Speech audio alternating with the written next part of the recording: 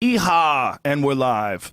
Dum dum dum. Brendan Schaub, I got to talk to you about marijuana and exercise. Oh, wow. Together as a group. Really? I am a huge fan. Today I did something I haven't done in a long time. I haven't been getting high and working out. I got high and did yoga like a couple weeks ago, and I fucking loved it. It was a 90-minute class, and it went. I thought I was abducted by aliens, and I lost time. Hot aliens? No. Hot aliens in spandex? The place I go to is not that well. They're very nice people. I'll just say that. But when I was in the class, usually the class like 90 minutes. It's rough, especially like those last 20. You got to grind. You got to stay focused. Mentally tough. Yeah. Mentally challenging. It sounds like bullshit. Like, like, oh, come on, these housewives are tough. Yeah. I've been through some shit. And I've been through some shit with football and fighting in a 90-minute class. What? Yeah. And I didn't know it was 90 minutes. I thought it was 60. I was like, damn, I'm about to freak out. I didn't have water. You didn't have water? I didn't have water. Oh, no. I'm super gangster. I was like, yeah, 60 minutes. I'm cool with water.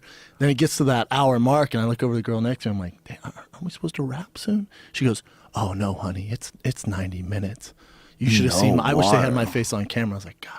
How did you do it with I'm no water? about to break. I'm about to break. You need to try that Wim Hof method. That dude, didn't he do like a marathon in the middle of the desert in Africa or something like that? No water? Yeah, he's an animal. Me making it through yoga, no water, just the same as him. I'm telling you, man. I'm telling you, bro. I was about to break. I was like, damn, these house moms, bro. Look at this bitch. There was something about doing it high where it was easier. And I don't necessarily know if that's good. See, I think that like sometimes like those mental struggles, that's good for the mind. I agree. Like it steals up the mind. And the weed made it like almost easy. Easier, way easier. Like to the point where I was like, that was an hour and a half? Like I never do that when I'm sober. Ever, ever. You're kind of freaking out towards the end.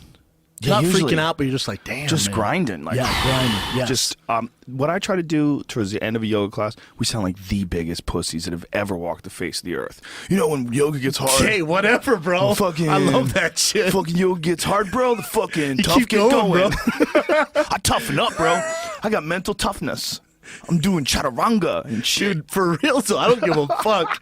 90-minute yoga will fuck you up. It will fuck you up. But what I do is I just try to concentrate on my breathing. That's it. Just concentrate on my breathing, and I don't let anything in. I don't let any complaints in. I don't let any I'm tired in. I just won't. I know it's there, but I just bear down and really focus on breathing and bear down and focus on whatever I'm trying to do physically, whatever the posture is. Dude, for me, it was I'm working so much, and all I care about is work, and it's all I think about all the time. But when I go to yoga, it's so hard. Yeah. It takes my mind off what's going on. So Yeah. it's like a reset button, but it is a motherfucker. I feel the exact same way. It does something. There's something about holding poses and the difficulty and the focus that it requires to do it right.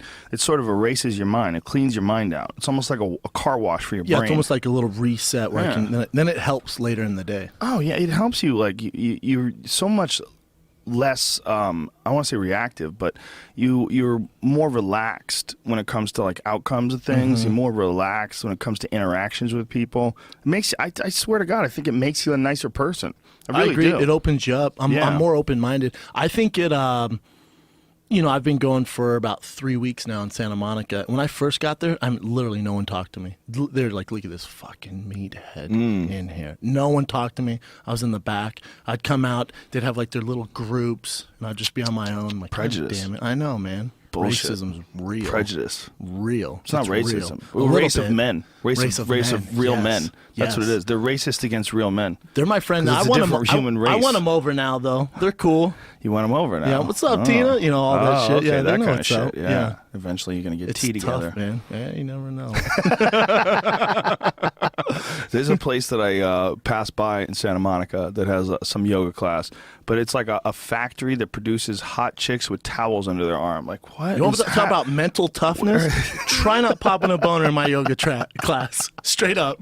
I get in there, I'm like, God damn. The teacher goes, eyes forward, gaze forward, sir. Oh my God, she tells you that? Oh, to everyone. Gaze forward. Wow, they catch people staring at asses. I'm sure. I'm sure. That's distracting as fuck. You imagine if you're in your pose and some dude is staring at your crack? I bet. That's I get annoying. it. If I was a chick, I get I'd it, be man. pissed. It is dark in there, though. Unless that's what I'm into. Some girls are into that. I They agree. go and pretend they don't like it. God, I hate it when people look at me. You know what's weird? It gives, yeah, God damn it. How dare you? I hate it. Your ass cheeks are hanging out the back doing downward dog.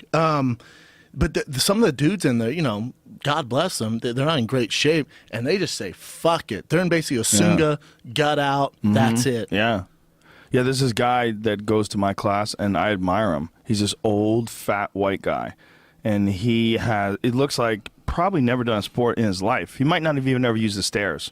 He might have just used elevators his whole life. I mean, he looks like he's never even thought about exercise. Like, nobody informed him what it was.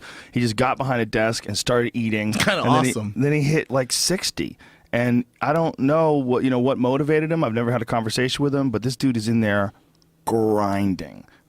Shirt off. Bandana. Yeah, he wears a white bandana like the Karate Kid. Yes. Fucked up, Folded. gray, balding, the whole deal. It's like the hair is chaos and giant gut and gray hair all over his stomach and his tits. But he's in there. His tits. He's in there grinding. That fucking guy's in there grinding, I appreciate the hustle, man. Fuck I get yeah. it. He can't do it. He stumbles, gets right back up, tries it again, gets to the position, holds it, stumbles, gets right back up, Dude, tries it again. I'm way too vain to do any of that. I hold the position like a motherfucker. Like if I fall, everyone's gonna be like, look at this asshole. I stick with it. Well, there's levels for sure of like commitment to a position, right? For sure. And that's the difference you see in people. Like there's this one girl in the class that I go to, she's Indian. And I think she's Indian. At least she looks like she's Indian. I don't wanna Talking be feather racist. Indian or dot Indian? I'm talking people from the country India, Okay. not Native Americans, dot because I am Indian. politically correct. Me too, And I man. use That's dot Indian. I don't think they like to be defined that way. I think they like Dollar Mende Indian. Oh, okay. You know who Dollar Mende is? No. No? You don't? Oh, my God. Pull up the song Tunic, Tunic, Tune. This guy, there's a dude named Dollar Mende, okay? And he's like this Indian pop star guy. And he's got at least one song. I tried to listen to his other songs. Dog shit. I couldn't get into him. I bet. But he's got one song that's one of my all-time favorite songs. What? I don't know what the fuck Is it he's big singing. over here? It's just you got to big pull up the over video. there. Pull up the video and show it to Brendan on this screen right here. The one over here so we don't get kicked off of YouTube. Oh, I hope he's awesome. Oh, my God, is he awesome? Dude, you're not even going to believe this is a real dude. Really? And you're going to like this song. I used to play this song when I worked at Fear Factor. Hold it, start from the beginning. Yes, no, the music. And right there. And then give me some volume. Here we go.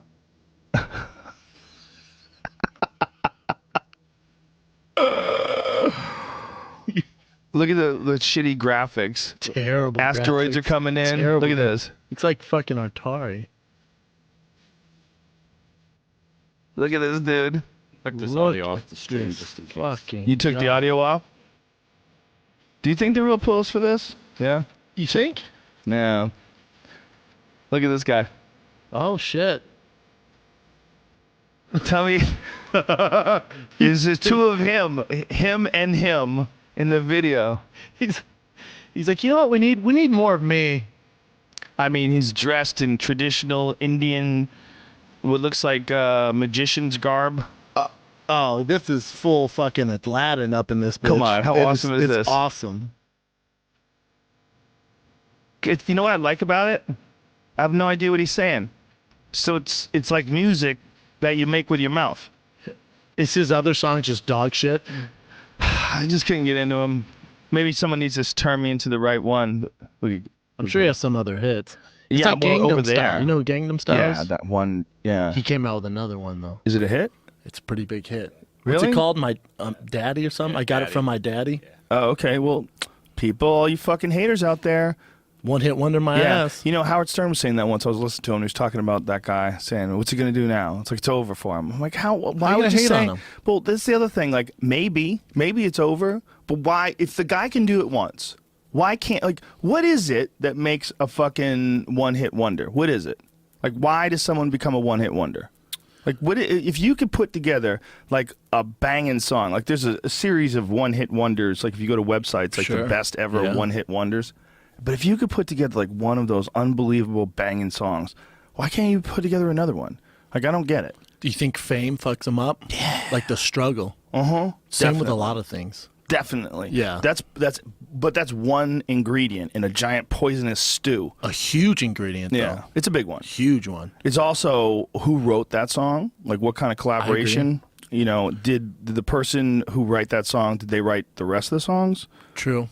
But a lot of times too, like when a band gets big and they have like maybe one hit or one album, and then fame comes, the tour comes, they're busy. Some guy feels like he needs more notoriety. Drugs kick into play. Drugs is a big one, man. Drugs is a big one. Yeah. Especially the downers, heroin and stuff, and booze. Guys who just booze every night. Just slowly just pulls away. It gets to a point where I think they're overwhelmed. If you were a rock star and you're on stage and you're singing songs, there's 25,000 people out there and they're all screaming, you would be it's probably overwhelming. Could there be a better job though? What? It's tough. Because you really don't have to train that much. You know what I'm saying? What? Well, no, dare don't you? get me wrong. Don't get me wrong. You gotta practice, but we're talking about practice. You know what I'm saying? We're talking about practice. They practice, man. You ever go to band practice and watch those guys go over songs? Sure haven't. It's way harder than being a comedian. No, Way I harder. get that. Way I'm more- comparing it to being an athlete. Oh, okay. Look at if Jay-Z wanted to have tits down to his ankles and eat hamburgers all day, he could do it and still make great music. Like the discipline's different. Maybe, but you can't. Here's the thing about being a fat fuck. You can get famous being a fat fuck, and people will love you as a fat fuck, like Biggie. But you can't start out like Snoop Dogg and then look like Biggie. And then blow up. You can't do that. Then you're a loser. Okay. You know what I'm saying? I see what you're saying. Like, we can't have evidence that you used to be healthy and then you're unhealthy. We can't celebrate that. Can't celebrate that. That's Get what it fat is. and happy. There's rules. There's There's rules rules. of perception. The guy who doesn't give a fuck has never given a fuck. That's why he's always been fat. Biggie's always been fat. You see him when he was 17, he was rapping on the corner? Yeah, he's thick. fat. Yeah, he's a thick Yeah, kid. he's never watched what he ate. Not a day, not a moment in his life. True. Did he go, So that's his thing. probably shouldn't eat that. That's his thing. Yeah, that's him. That's him. But if you look like Tupac, all six-packed out, and then you became like Biggie, nah. But what other job? And I think this is why I'm obsessed with musicians. It's something I don't understand. It's the unknown to me, right? Right. Like any athletic endeavor, whatever, I get it, hard work, talent. But musicians, to me, it's so in this kind of outer space world because I've never been musically gifted ever. You know what I'm saying? Right. I don't get any of it. So when I watch them, what other job can you, like you see like Amy Winehouse, and these are terrible examples, but Kurt Cobain just fucked up, get on stage and just kill it. Right. You know what I'm saying? Well, they've been doing it so long, though. It's like a part of their memory. They just know how to do it. They just know how to do those songs, and they get in there, and they get in the groove, and the music hits them, and they just go with it. And I think that heroin. I think that stuff has some magical properties when it comes to music. I don't recommend doing it, and I don't think that's the only way to make great music. I think there's probably some safer alternatives that also get you to a great place. But there's so many people that did heroin that made insane music. Man. So many. Ton. So many. And with Amy Winehouse, apparently it was booze was the one that killed her. Booze was big. Did you see her documentary, Amy? No. Man, that I shit. heard it's Did you see awesome. it? That shit is amazing. I heard man. it's awesome. Amazing. I It's a haven't real seen it. bummer, man. Super bummer. Because she finally kind of gets sober. I mean, this isn't a fucking spoiler alert. Everyone knows she's dead. But she finally gets sober, and she's kind of doing the right things. And then her manager and dad were like, "Yo, you need to go back on tour." And she's like, "I'm telling you, this is a bad idea, man. Because when I'm on tour is when I want to use. Because I hate being away." They put her on tour, and that's what did it. So did they say she needed to go on tour because she needed money? Is that what it was? No, she just had prior commitments. They're like, you owe it to him. And that's when she goes on, I think it's Germany, where she's just so fucked up, falls off stage, and she like forgets the words, and they start booing her. Self-sabotage. Yeah, it was horrible, man. It's so tough to watch. Well, it's interesting. We had Steve-O on the podcast, and Steve-O went through a pretty lengthy detoxification sort of thing. He got sober, and then he went through this like lengthy rehab, and like at a live-in place, and he went into great detail about it, and about how long it took him till he was like legitimately sober, like confident, had a good foundation. He was like legitimately sober, and now he tours and does all these kinds of things, Which is crazy. He still does that sober. Yeah. Like to inflict that pain when he's dead sober now, to me, is crazy. He's out of his mind. He's definitely out of his mind. But when he's doing all this, he's like confident that he's not going to start using again. I think when you're like someone like Amy and you're just clear of it, and then the pressure of doing those performances. It's the temptation, right? Like you just can't be around it. Like Steve-O doesn't even drink, right? He won't do anything. I don't think he does anything. He does nothing. Nothing. Yeah. And I think that's how it has to be. I don't know. For him, I For think him. everybody's got their own thing. Like I know dudes who have had problems with booze, and then they quit the booze, and then they'll start smoking weed one day, and then they're like, oh, I can handle this. Like I have friends like that, and I know like Anthony Bourdain has famously had a problem with heroin, but he drinks, loves weed, And he's fine. he's fine. He's killing it. not even remotely an alcoholic. He doesn't drink when he's at home. Like you could say he enjoys alcohol. He's an alcohol enthusiast. Big difference, though. But yeah, he doesn't. He You've doesn't been have around a physical alcohol. addiction. Yeah, big difference. Yeah, he talks about how like when he's home, he doesn't drink. He just doesn't drink, and he doesn't need it. That's crazy discipline.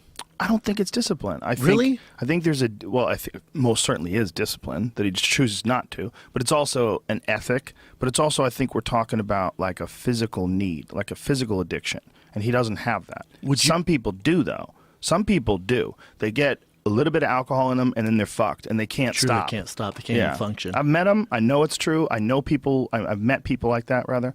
I know it's true. I know they do it. Do I've you seen it. have an addictive personality? Not booze. No, not at all. What about booze. marijuana? No, neither one. No, I Like can. you could stop right yeah. now. Well, I enjoy them. I enjoy them. Big difference, But like, though. if I go on vacation, I don't take weed with me. Yeah. If I go away, I'm with my family. Most of the time, I don't take shit with me. Sometimes I'll take like a breath strip for the flight. Or if I get a crazy idea and I have to write something down and everybody's asleep, I'll pop a breath strip in. Yeah, nothing Go wrong on a with journey. Go on a little journey. Get creative, man. But Would you say you're addicted to work, though? There's different kind of addictions. You know what I'm saying? No, definitely not. Really? No, I I enjoy feel like it. you're the hardest working guy I know. But I enjoy it. I get that. But it's not addictive. Like I could quit. I could quit all of it except comedy, I think. I mean, I could do that too. I could quit that, but that would bum me out. Comedy's the most fun. But everything else, even the most fun aspects of it, I could walk away from. Like what's the most fun aspect about the UFC? Is actually watching the fights. 100%. It's not working. Yeah. That's not the most fun aspect of it. Like Being literally the best seat in the house, Yeah. watching the best fighters in the world. that is the best part of it. But the talking part actually makes it less enjoyable. The working part makes the fights less enjoyable. I bet, man. Like I enjoy miss the some of fights it. more when we're doing these fight companions than any other time. Me too. We're all hanging, and we're broadcasting too. There's like this extra element because it's going out there too, and we know people are laughing with us. For sure, man. Yeah. But whenever I go to the fights, when I'm physically there, I don't have as good of a time. I think for me, because I've been in there, I get these nerves and this Anxiety. stress, Yeah. and so for me, I don't enjoy it. So like this weekend, I can't tell you how many times when I was at Fox, see you at the fights. I'm like, I won't be there, man. I'd rather stay here and watch it. Well, there's another thing about watching at home. You get the perfect angles. You're seeing it from inside the cage. Whereas from outside the cage, you're looking through the fence. Yes. And that's you don't consider that until you go there and you go, oh, you got to look through the fence to see the fights. Like I've seen some of the greatest fights of all time up close, but through a fence. Whereas a lot of people that are watching it at home, like there's a thing you have to do when you're looking through a fence. You're not focusing on the thing that's closest to you. You're focusing on the thing that's past you. So you always have this peripheral distraction. That fence is always going to be there. Well, being cage side isn't the best seat. It's the most No. expensive seat Right. in the house. But really, you almost want to be in that first middle tier. Yep. So you have this view. So you're over the cage. Does that make sense? 100%. And that's especially for boxing. 100%. For boxing has a way better viewing position than the UFC because the rings are low and you can see every punch that lands to the face, like super clear. There's never an obstruction. Whereas, like, even me being right there at the desk, if someone's behind a post, like, you'll see me sometimes, I have to get on top of the table. Yeah. I get up on the table and I'm like looking here to make sure, like, if I need to know, if like a camera's not showing me where a hand position is, if someone's going for a guillotine, I don't know if they have their hands clasped or something. I have to physically get up and move sometimes. And I'm fucking right there. When you're at home, you're watching that shit clean. And sometimes I feel like when you're at home, you're getting those best angles. It makes the fight, even if it was a phenomenal fight, that much more epic because you're seeing it. You know what I'm Yeah, saying? Like when you're in definitely. person, it's kind of hard to kind of see it, break down what you've actually seen. Yeah. When you see it clear on camera and they're doing the replays, you're like, Yeah. holy shit. And you man. hear it better. You hear it better 100%. because you got a microphone inside the cage, so you hear those whack. Like we'll play some shots sometimes. Like we're gonna play this back, so you can hear it. So you get to hear like a knee slamming into someone's ribs or something like that. That Yeah, whack. man. Like Kyle Noak, I think we did that in his knockout in Australia. That front kick Yeah. to the body. Yep.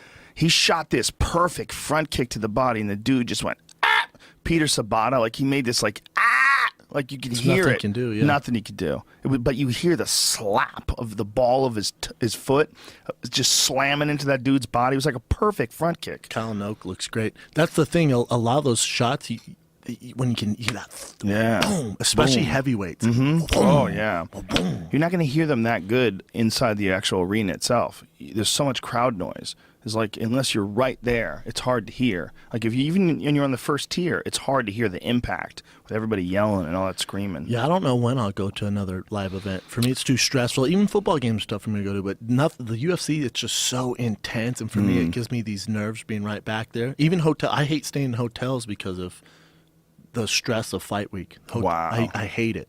Ask Callan. When Callan and I go on the road, I always look for an Airbnb house because I hate hotels. Wow. Because I get super stressed. I get anxiety. Isn't that rough? Oh, you want to go on vacation with me? No. Wow. You really don't. I know. It's an issue. That's funny. I know, man. That's a weird issue. Yeah, it is.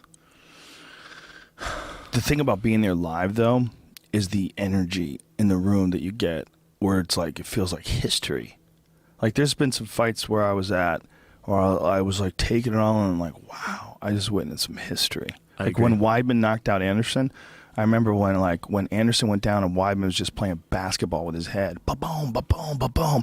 And it was sinking in. Oh my God, Anderson is fucking out cold. This is real. Like it didn't seem real until you know how when like something that's truly spectacular like that happens, it almost doesn't seem real as it's going on. Looks like a video game. Yeah, well, especially because Anderson had beaten everybody for so long. We had got it in our head that Anderson wins. Anderson beats everybody. Anderson beats Stephen Bonner. It looked like he was going to lose to Chael Sonnen, throws up that triangle and catches him. Anderson beats this guy. Anderson knocks out Vitor with the front kick. And then you see that Chris Weidman left hook just crank on his chin.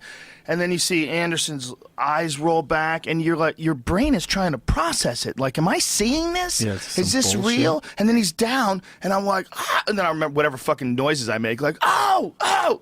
And then Weidman's on top of him, boom, boom, boom. And they stop the fight, and I go, oh my God. Crazy. Like, you just realize, did I just see this? I think there's no other live sporting event better than a good, solid UFC fight. There's agree. no better live event. Like this weekend, UFC 194, obviously it's sold out, but that will be the best live event to go to. Yeah, there's by nothing far. like There's that. nothing like Nothing like now, that.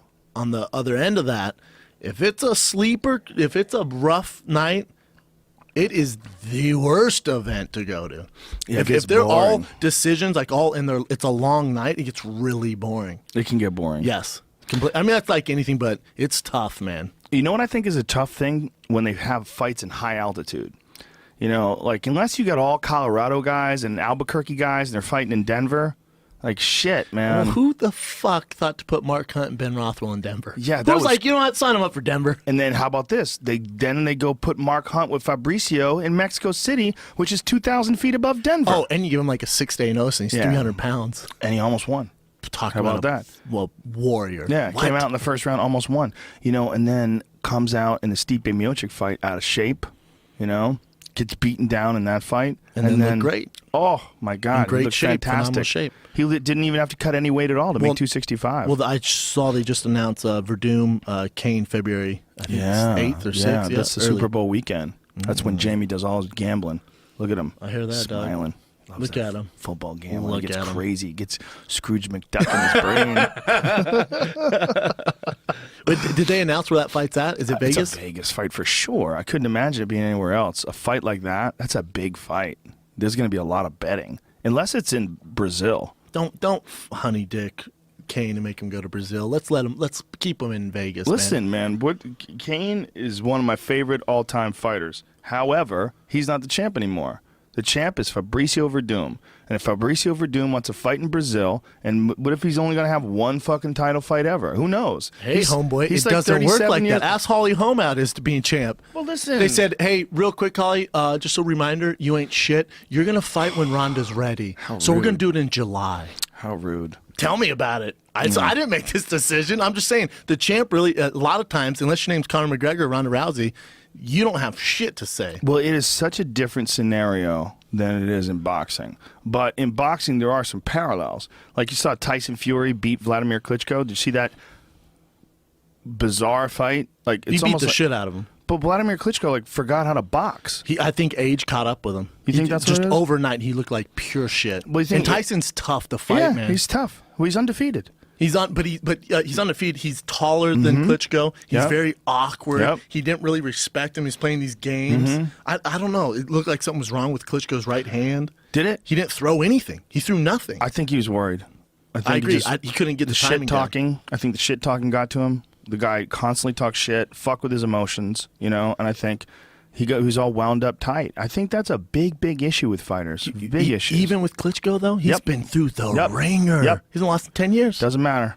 That kind of shit talking, that kind of disrespectful shit talking. Then I your think boy it still Aldo's gets to you. fucked Saturday. Aldo's a different guy. Because I think Aldo. Klitschko? Yes. You're talking about an Olympic gold medalist. Yes, but Klitschko has been a guy that they have labeled as a guy who has issues with mental toughness.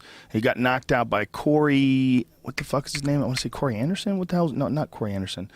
The South African guy knocked him out, not and then Brewster. Lamont Brewster knocked him out too. Yeah, Brewster both guys knocked him knocked him out, out, and. You know, the guys were saying like that he had issues with mental toughness. That was the rap on him. This is not my opinion. This is like the boxing insiders that knew him from the gym would Yeah. say these things.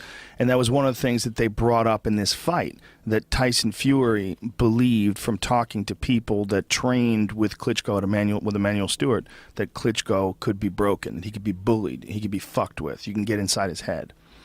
You know? I mean, no one's been able What to was do it his for name? 10 What was years. the first guy? No one's been able to do it for 10 years. Yeah, I mean, look, he's I'll tell you giant who and he has a fucks great up jab. both these boys, and he fights Who? Saturday night. That Anthony Joshua guy from England. Yeah. I'm telling you, man. Yeah. Did you look this kid up? Yeah, I did. Yeah, he looks terrifying. God, dog. And you know who everybody's ducking? Shannon Briggs.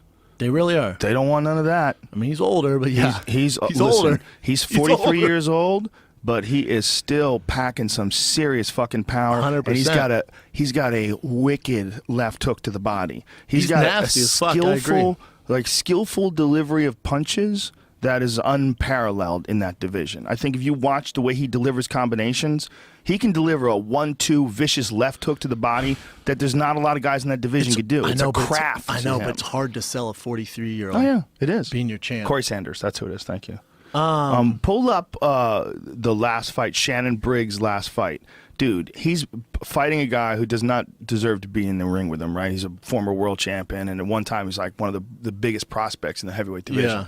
But he hits this dude with a 1-2, like a gentle 1-2, and then bop, just pops him on the left hook to the liver, and the guy goes, "Ugh!" His body just crumbles. It's the way he delivers it. Like there's a fluidity to his left hook, like Nicky Holtzkin. You ever see Nicky Holtzkin throw that left hook? Yes. Ooh, that Probably the best left hook in the world. That left hook is a goddamn thing of beauty. It's from the heavens. Yes. It's the way Nicky throws it too. It's like he gets you thinking about these head punches, and then snap, he just snaps it in like right in the pocket. And that liver shot. You know not to go back them, but you know they took Tyson Fury's title away. Yeah, that's what I was going to say. Yeah, that's what I was going to say. Like in MMA, you can't look at it that way. Watch. Well, I guess we're going to see a replay. Briggs is But why don't you swole. bring it back to the beginning, Jamie, so you can watch it from the beginning? Ooh, Briggs is jacked, son. Well, can we go to the beginning of the video? Just go all the way to the beginning. There you go. Right to the beginning. But look at this. Oof. That's it. That's exactly what I was looking for. Do that again. Bop, Play bop. that again. Play that again. But just watch the fluidity. Pop, pop. Watch this. Come on, son. That was nasty. Pop, pop, and then that left hook under the arm. Who boxes like him in the heavyweight division? I would say, one more time. Do that thing from the beginning. Look at that. You know, That the whipping fluidity to his punches. You know, like he's got like this real refined style of punching. Do it. From the beginning. he's going to struggle with a younger guy like that. Oh, yeah. Joshua or Deontay Wilder, though. But 'cause watch they're not this. going to sit there. That's true. They're going to push a hard pace. They're going to get in his And face. that guy he's fighting he got straight off the bus and Look at this, put on the son. gloves. Yeah. That's nasty. Yeah. But, you know, he had a hard time with Vitaly Klitschko. Vitaly Klitschko beat him up. But I don't know if he was working as hard back then as he was now. He's sort of like a reborn He wants kind it of a now. guy. Yeah. You know? Good for him, man. He's got all these motivational videos online, too. Like, he's an interesting guy. He I'm a puts up fan. these. I am, too. Me I am, too. too. I want to see him get a shot before he's too old. You know, he's 43. It's going to be tough, man. Dude, Especially him and with Tyson Tyson Fury Fury. would be some wild shit. That would be a It'd be some wild good ass shit fight. talking. Him and Deontay Wilder, that'd be another wild fight. Dude, I'm trying to see Deontay Wilder and that Joshua guy. Yeah, that would be interesting. It's a fight, but boxing, man, not right, and it takes forever for anything to work out. Did you see Canelo Alvarez? Yes. Miguel Cotto? How good did Alvarez look? Jesus Christ. He looked good. He looked good. To me, he's not the savior. Like, he's not the Mexican savior that we're all looking for. He could be. Not yet. He not could yet. He was better. If I'm Canelo's camp, you're not fighting Triple G next. We're not doing that. That's a bad idea. As a fan, I'm like, fuck yeah, fight. You know what the problem with the Triple G fight is? If I was a promoter, I would say that guy only sold 145,000 pay-per-views in his last fight. Like, nobody knows who the fuck he is yet. And he's dangerous as fuck. He's dangerous as fuck. And if you're going to have that fight, that should be maximized. Like, I agree, man. When Floyd and Manny, they almost missed the boat, right? Because Floyd they missed the boat. Well, they kind of did, but they still hit it pretty goddamn hard. It was the biggest fight ever. It went still. big. I'm just saying it could have been bigger if they did it 2 years ago. They got lucky and they pulled it back once Manny came back and won some fights. True. And looked really good. But if you look at that division right now, you know, like if you look at Canelo's fight with Floyd, you know, that was like a good fight for Canelo to learn. He's like really young. He's trying to figure it out. Too much for him. Too much Made for him. Made him mainstream. Yeah. Now. But if you look at like Gennady Golovkin, is a totally different kind of a guy. He's a dangerous guy. He's ready. No, he's ready to go. Yeah. Like, he's ready to fight anyone in the world and beat him right now. Canelo's not at that stage yet. He might be though. You think? Yeah. After being an older Cotto. Yeah, but he looked good. He was showing all kinds of skills that he hadn't shown before. That counter uppercut. He was doing a lot of nasty stuff in there. His defense looked amazing. And he fucking hits hard. He scares guys because he doesn't throw a lot of half-speed stuff. He doesn't allow stuff. Yeah, it's an assault. You know, and you feel that, like, that pressure right off the beginning. Like, he puts this pressure on Cotto, and that pressure is always there. It's a part of the fight. It's like his power and his presence. They are an added element that Cotto has to consider that he didn't have to consider with Cotto. Like with Cotto, he had to mind his P's and Q's. He had a huge good defense, and you know he had to stay on him. But he's really only dealing with a left hook.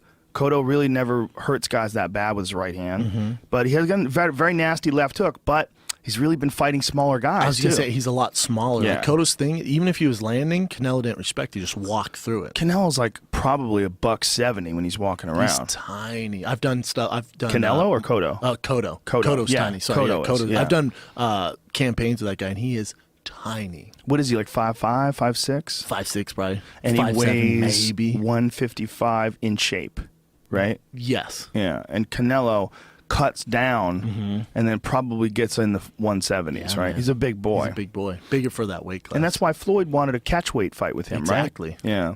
And that's why they did a catchweight with Cotto and Canelo. Yes. See, we got to weaken that kid. You know, weaken him to get him down there. But the thing I do like about boxing is by the time these guys reach their potential, they've had like 20 or 30 fights. Yep. You know what I'm saying? Like they've had a lot of experience. They're ready for that next step. Exactly. In the UFC, we don't have that really. Exactly. We just don't have that. And like look at Paige and Rose. Rose, Exactly. I think, is what 3-2 or some shit like that. And they're headlining. Yeah. It's tough, man. Well, that's also the women's division is a little bit less experienced. Not a little, a lot less experienced than the men's division. There's that. That's a bad example. But, like, at least Sage Northcutt, like, I mean, you want to talk about a mismatch. This fight Cody tonight. Pfister. How dare you? What's that face? He's out there. His mom's out there. How dare His you? parents are watching. I know. Sage is going to kick his head off. I mean, that Maybe. fight is tailor-made for him. We'll see. But I'm just saying it's a good. I'm not saying Cut it's an to easy fight. one of those YouTube videos. Cody Pfister on top, grounding and pounding him, and Chokes him out in 30 seconds. And Schaub's like, "Fuck me." Oh, I know, right? Oh, there you go, Schaub. Way to go. Yeah, you don't know shit. You don't know fucking shit, idiot. man. You didn't call the Ronda fight either, you idiot. I'm just saying, I like this step for Sage, right? Yes. Like it's a Yes. good progression in his career. Well, he's in a deep division. jacked. He is The jacked. boy is in We need shape. a new word. We need a new Instead of word. jacked? Jacked and shredded, because he's like some new thing. He doesn't have any fat. He has no fat and I he's can't think swolled that's up. healthy. I gotta think that like some fat is probably good for your body. It's good for cardio too. Yeah. It's good for your cardio. Well, it's also like depending on what your body's using for fuel. True. Like, what are you using for fuel? Is your body using fat or is your body using glucose? Because you're not getting any glucose in a 5-round fight. Oh, look at this boy. I mean, he looks like he'd just be Glycogen. the lead singer of a boy band Shredded. right now. Somebody on the underground, I forget what the exact quote that he looks like. I'm going to butcher this because I don't have it in front of me, but they said something like, he looked like a boy band fucked an American Eagle. Whoever that is that said that, I'm sorry, I didn't give you credit. True. This kid's just shredded. Yeah, I think he said something like, someone from NSYNC fucked an American Eagle. Yeah, it's true. Yeah. Yeah, I mean, I don't know. I mean, fuck sakes. How long do you think he can keep pussy away? Because it's got to be like a swarm of malaria-ridden mosquitoes flying into his hotel room. Think about every fucking what? How can he? Every girl wants to get with it, and he's at Texas A&M. I don't know if you ever seen those smoke shows at Texas A&M. Those are my favorite girls. But they're the best. God bless them. Yes, Them and Australians. Yeah, Australians get wild. They're pretty hot. I just feel like homeboy, he's gonna have to break at some point. But you know what's weird is, do you see the article on his dad? I heard, but I didn't bother digging in because I figured, you know what, I don't even want to read this. I mean, it's just his dad has, apparently a dark past. So it has nothing to do with him. They just assume that his dad has this weird past that Sage is on some shit. I don't think so. The kid's too young and naturally. What is the path? Pat, I think he went to prison like for 10 plus years for selling steroids and other stuff. And cocaine, right? Yes. Yeah. Well, that's a good combination. If you want to be really angry and strong, especially if you're in pride, it's a hell of a drug. I think you'll win a belt. Yeah, I hope it doesn't have anything to do with him. I hope his dad is reformed. I'm sure. Come on, he's just a freak, man. Could be. Yeah. Well, he's also been training since he was 5, and here's the thing about steroids. You need a lot more than that to look like that. To be that 100%, lean, that's genetics. Man. It's genetics, and it's insane work. Yes. There's just no way around it. More, I'd say more genetics than anything. 100%. At his age, yeah. More and I genetics. think a strict diet for the majority of his life. I mean, he's been eating like lean chicken and like he details like what he eats. Really? He's been yeah. I mean, he's in college too, so I'm sure after this fight he's balls deep in Chipotle or something. I don't think he is, man. You don't think so? I think he's one of those guys. Oh, those guys are tough to hang out with. Those are scary. Those guys are tough to hang out with. Look at him. He's got this like fucking this glow. This like, yeah, everything's amazing, he's like still coming out of the womb. Yeah, like he has no idea. He's never seen anything dark in his life. Did you see him deadlift done some dark shit. 500 pounds or some shit? Does he really? He like looks at the camera. He's like, "Hey, everybody!" And he's just like, Jesus. And then just sets it down. Well, we were waiting for these guys to start showing up. These guys who have been a project by some overzealous father who has a martial arts background and takes the kids. Shirt. Yeah. Well, you don't want that guy. You know what I'm saying? Maybe he did in the 80s. Like if you had a tap in the 90s. True. When did tap out start? If you had a tap out shirt in like 98. I'll accept it. And he's watching just Rich Franklin. What is that? Why are you showing there me he that is. ass? Look at him. Look, he's like, hey, there you go. Hey, check this out, everyone. Is that real? Yeah, that's real. Look, hey. That guy lifted 500 pounds like it's nothing. Gadoosh. I don't know how much that is. It looks like a shitload, though. That's a lot of weight. I don't know who that is. What is that? I'm not mad at girl that. sticking her ass out. Holy Jesus Not moly. mad at her. Oh, yeah, that's a strong fucker. He's definitely talented. He's got a lot of techniques, too, and he's really good at transitioning between striking and grappling.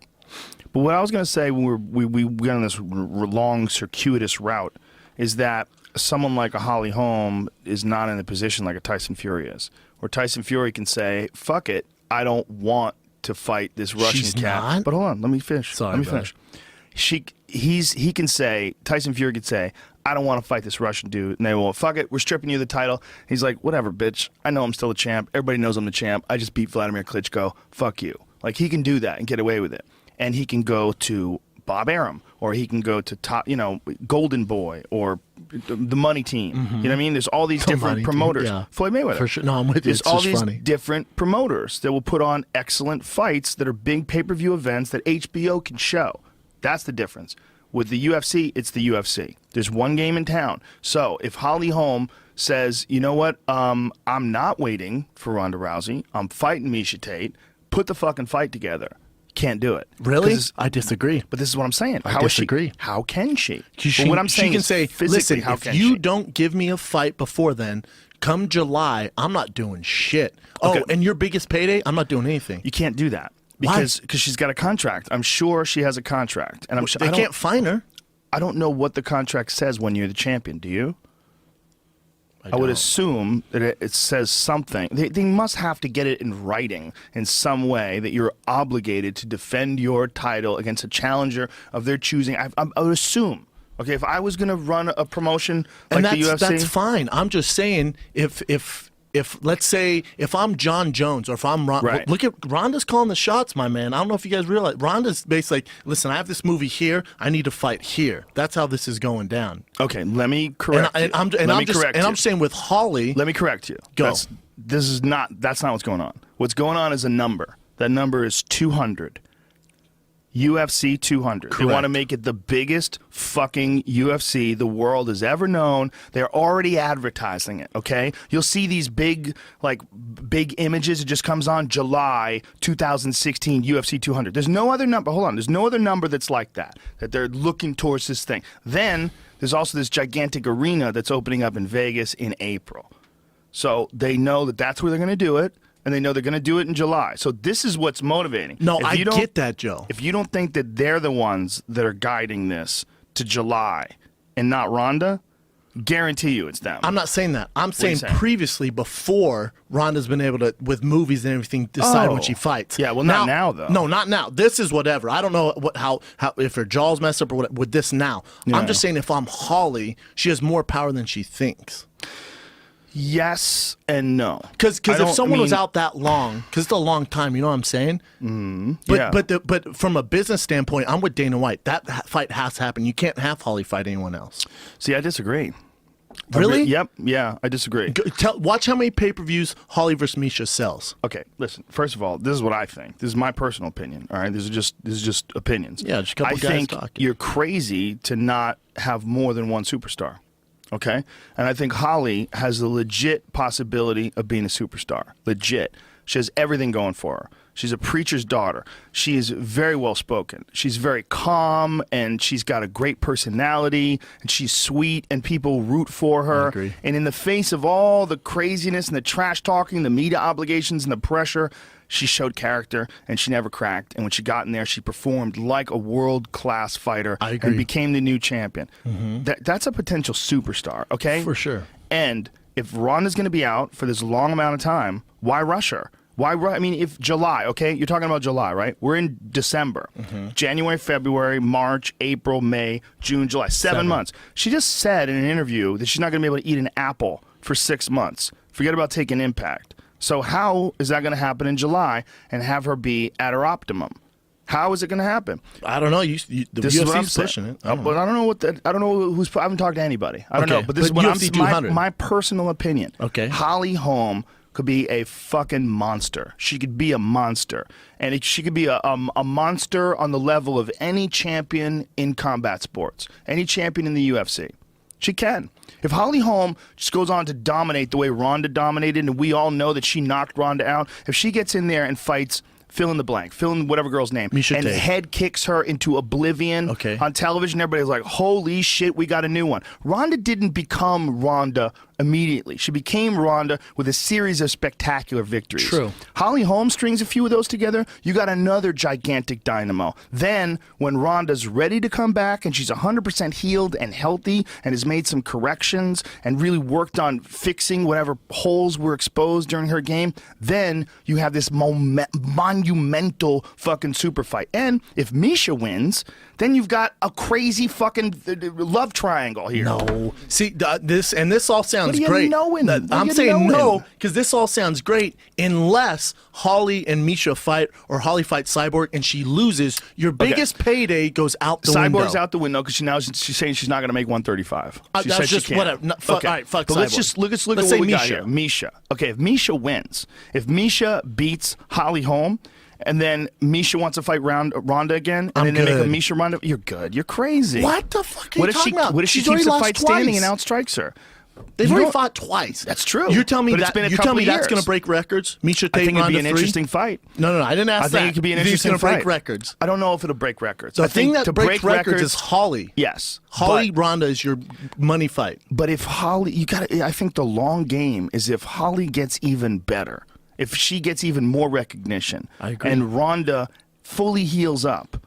And you also give a chance for Misha Tate to take that title. You run a risk, but I think even if Misha Tate beats Holly and they have a 3-round rematch, or a 5-round main event rematch, non-title fight, if Misha's got the strap and Holly and Ronda go at it in a 5-rounder, that shit would still be bananas. Gigantic. I agree. And I agree everybody makes money. You get more superstars. You get more like high level, like marquee matchups. But marquee don't names. you think that, because I don't think Ronda has 3 or 4 fights left in her. So this whole round robin Why do you thing, say that? because she said if I lose to Holly, I'm going to retire. So by even saying if I fight Holly and I lose, I'm going to retire. She said that? She said that in a recent interview. That's not She goes, good. if I were to lose to Holly, I'm done. I retire. Wow. Yeah, I'm not making that up. So as soon as someone says, if this were to happen, I'm going to retire, that means you're already thinking about the end of the road. So there's going to be no round robin. So the short game and the big payday in the short scheme is Ronda Holly. So I get the July wait. I'm just saying it sucks for Holly. That's the only person that loses in this is Holly. I think July is going to be tricky if Ronda's if she's honest, or if she's accurate rather, about how long it's going to take her to heal up. Well, she just got cleared. She just got cleared. But she also did an interview where she said she's not going to be able to eat an apple. I know. That's what I don't understand. Well, that's what I'm saying. And she's also staying with, I forget his name now. Fucking homeboy, Edmund. She's staying with Edmund, too. So that's another thing. So she's staying with Edmund, and this is the issue. Where do you think she should go? I have no idea. If I had a plan, I would tell you, Joe, but she has to get better, and I think everyone's doing her a disservice, including Dana White, including Edmund, saying you've been so busy, all this stress, because all it is Ronda. Mm-hmm. Can we give Holly the credit and say Holly's just better, man? And for Ronda to beat her, she has to get better in striking. That's the only way she's going to beat her. If you think she's going to beat her by grappling her, you're full of shit. It's not going to happen. So to fight in July and she's shooting a movie, really, and she's staying with the same trainer, why do you think the outcome's going to be different? Well, it could. Well, first of all, I disagree that she couldn't beat her in grappling. I think it's very possible that she could catch her with something. It's very possible. There could be a scramble, it's possible. And she can catch her. 100% it's possible. But why you say it's not then? I'm saying the chances of her beating Holly, because her only chance is to grapple, right? Right. Okay, so let's say that doesn't work again, and we're back to stand-up. Okay. So why would you think of continuing what you're doing is going to be any different? But wouldn't you say she has a distinct advantage in grappling? If it goes down there? If it goes down there, right? But wouldn't you say that? Like, Holly's 100%. only been grappling for a few years. 100%, and Holly's never been taken down. Well, she was down in this fight, but it was really... She was on top. She took Ronda down. She took Ronda down, and the one time where Ronda was going for the armbar, Ronda was on the bottom. Mm-hmm. But theoretically, I mean, at least if you looked at the two of them in terms of just raw grappling, you would have to think that Ronda's got a much higher level 100%, of her game. Right? 100%. If she didn't get tagged the way she got tagged in that fight, it is a big if. It's a giant if. It's almost an insurmountable if. If you take away Holly's phenomenal striking, then you don't have to take away her striking. You just have to avoid it. You have to figure out a way to avoid it, and one of the ways to avoid it is not go head on. Like, you look at the Raquel Pennington fight. Raquel fought a much more conservative fight with Holly, and that was a split decision. It's a different demeanor. You're talking about footwork, angles, less aggressive. That's not how Ronda got this famous. It's true, but that doesn't mean anything. It's like, what do you have to do to win?